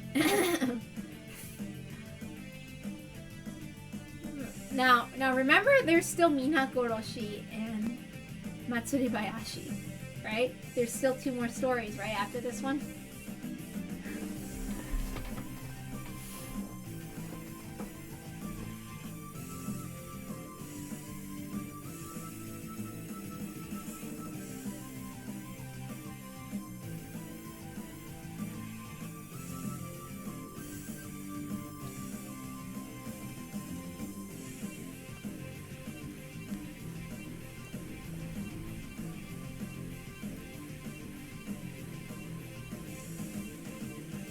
Honestly, I really hope like it doesn't get muted or whatever. I had try to like save it, but whatever, we'll see.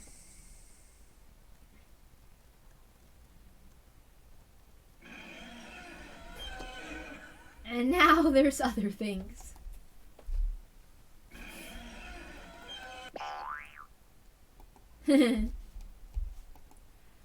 The Demon Script.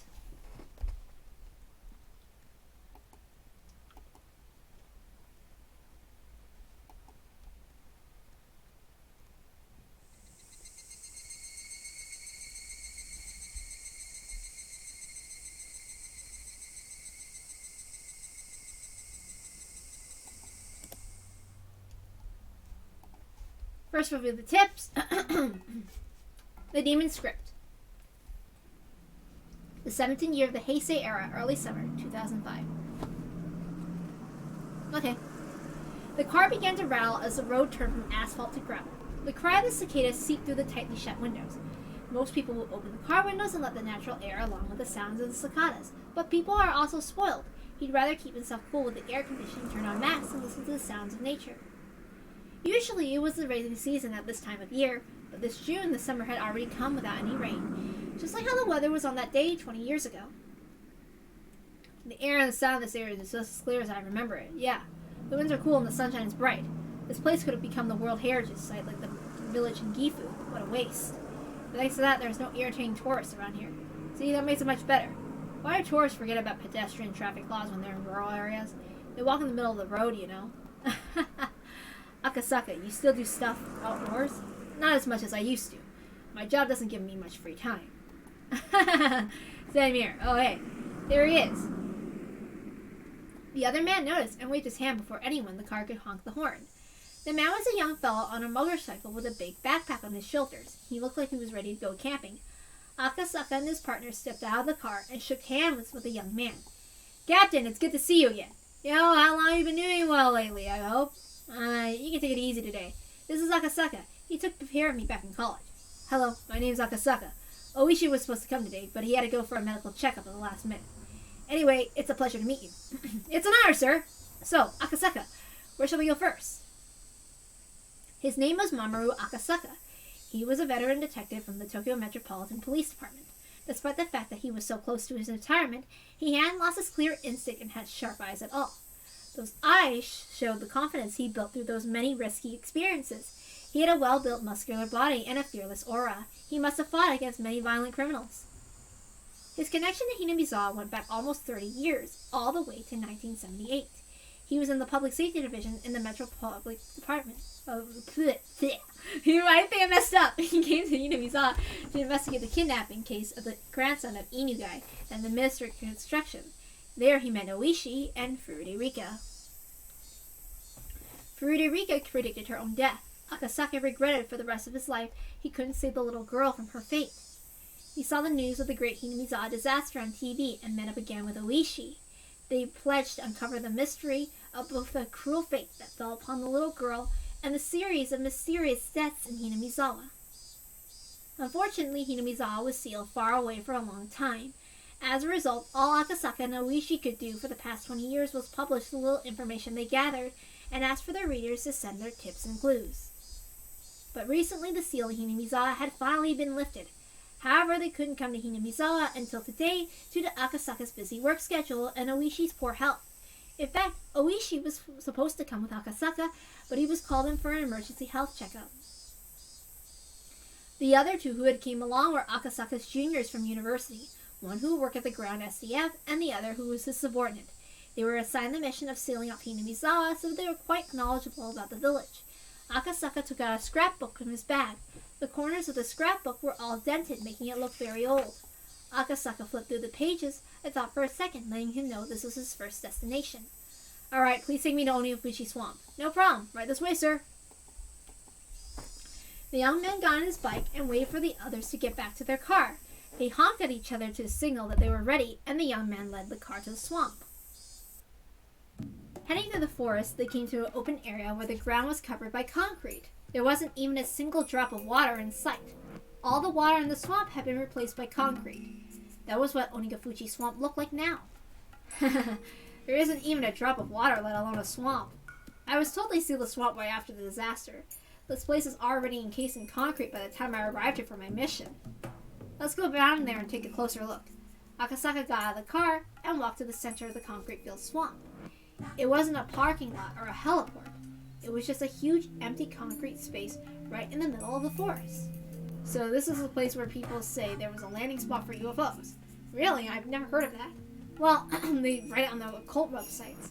They say that this is the place where the government went with aliens. I can't blame them for such rumors, though, because an empty concrete space in the middle of the forest sure does look weird. Volcanic gas erupted in the swamp in June 1983. The deadly mixture was of hydrogen sulfide and carbon dioxide, engulfed and destroyed Hinamizawa in a single night. The village was sealed off and the SDF covered the swamp with concrete. But the people who wrote these rumors on the internet actually have a point. Any geologist could tell you that covering a source of volcanic gas with concrete is absolutely useless. That's true. I've never heard of anyone trying to prevent a volcano from erupting by pouring concrete into its crater. On the other hand, our country is known for wasteful construction using taxpayers' monies. Lately, people who love things like supernatural phenomenon and UFOs on the internet write about the Great Hinamizawa disaster. It's well known by now the cause of the disaster was an eruption of the deadly volcanic gas from the magma chamber. In 1986, a similar natural disaster occurred at Lake Nyos in Cameroon, Africa, so people easily believe such a rare natural disaster could occur anywhere on Earth, and that was what happened in Hinamizawa as well. However, a rumor about another possible explanation had begun to fly on the internet recently. They say the disaster was covered up by the government that was actually a biochemical terrorist attack by aliens. Why had such a rumor begun to spread now? They claim to back up their theory with a secret document known as File Number 34. Someone online named it File Number 34 for descriptive purposes, but the name spread and stuck because people sounded like a government conspiracy. People loved it. It's unknown how or from when they obtained those documents, but they posted scans and pictures which were all ridiculous. Plus, more fake evidence was produced over time. So now even the existence of such documents are in doubt. File number 34 deserves a bit more description. However, since it started on the internet, truths and lies are all mixed together and it's become more like an urban legend. So this is what is believed to mostly be true. File number 34 was a notebook written by the nurse named Takano Mio, who worked at the local clinic in Hinamizawa. File number 34 was most likely named after her. This woman was a researcher who studied the demon myth of Hinamizawa and tried to solve what it meant. By the way, Mio also means 3-4. The contents of this notebook state that she prophesied the Great Hinamizawa disaster in 1983. According to her research, a UFO crash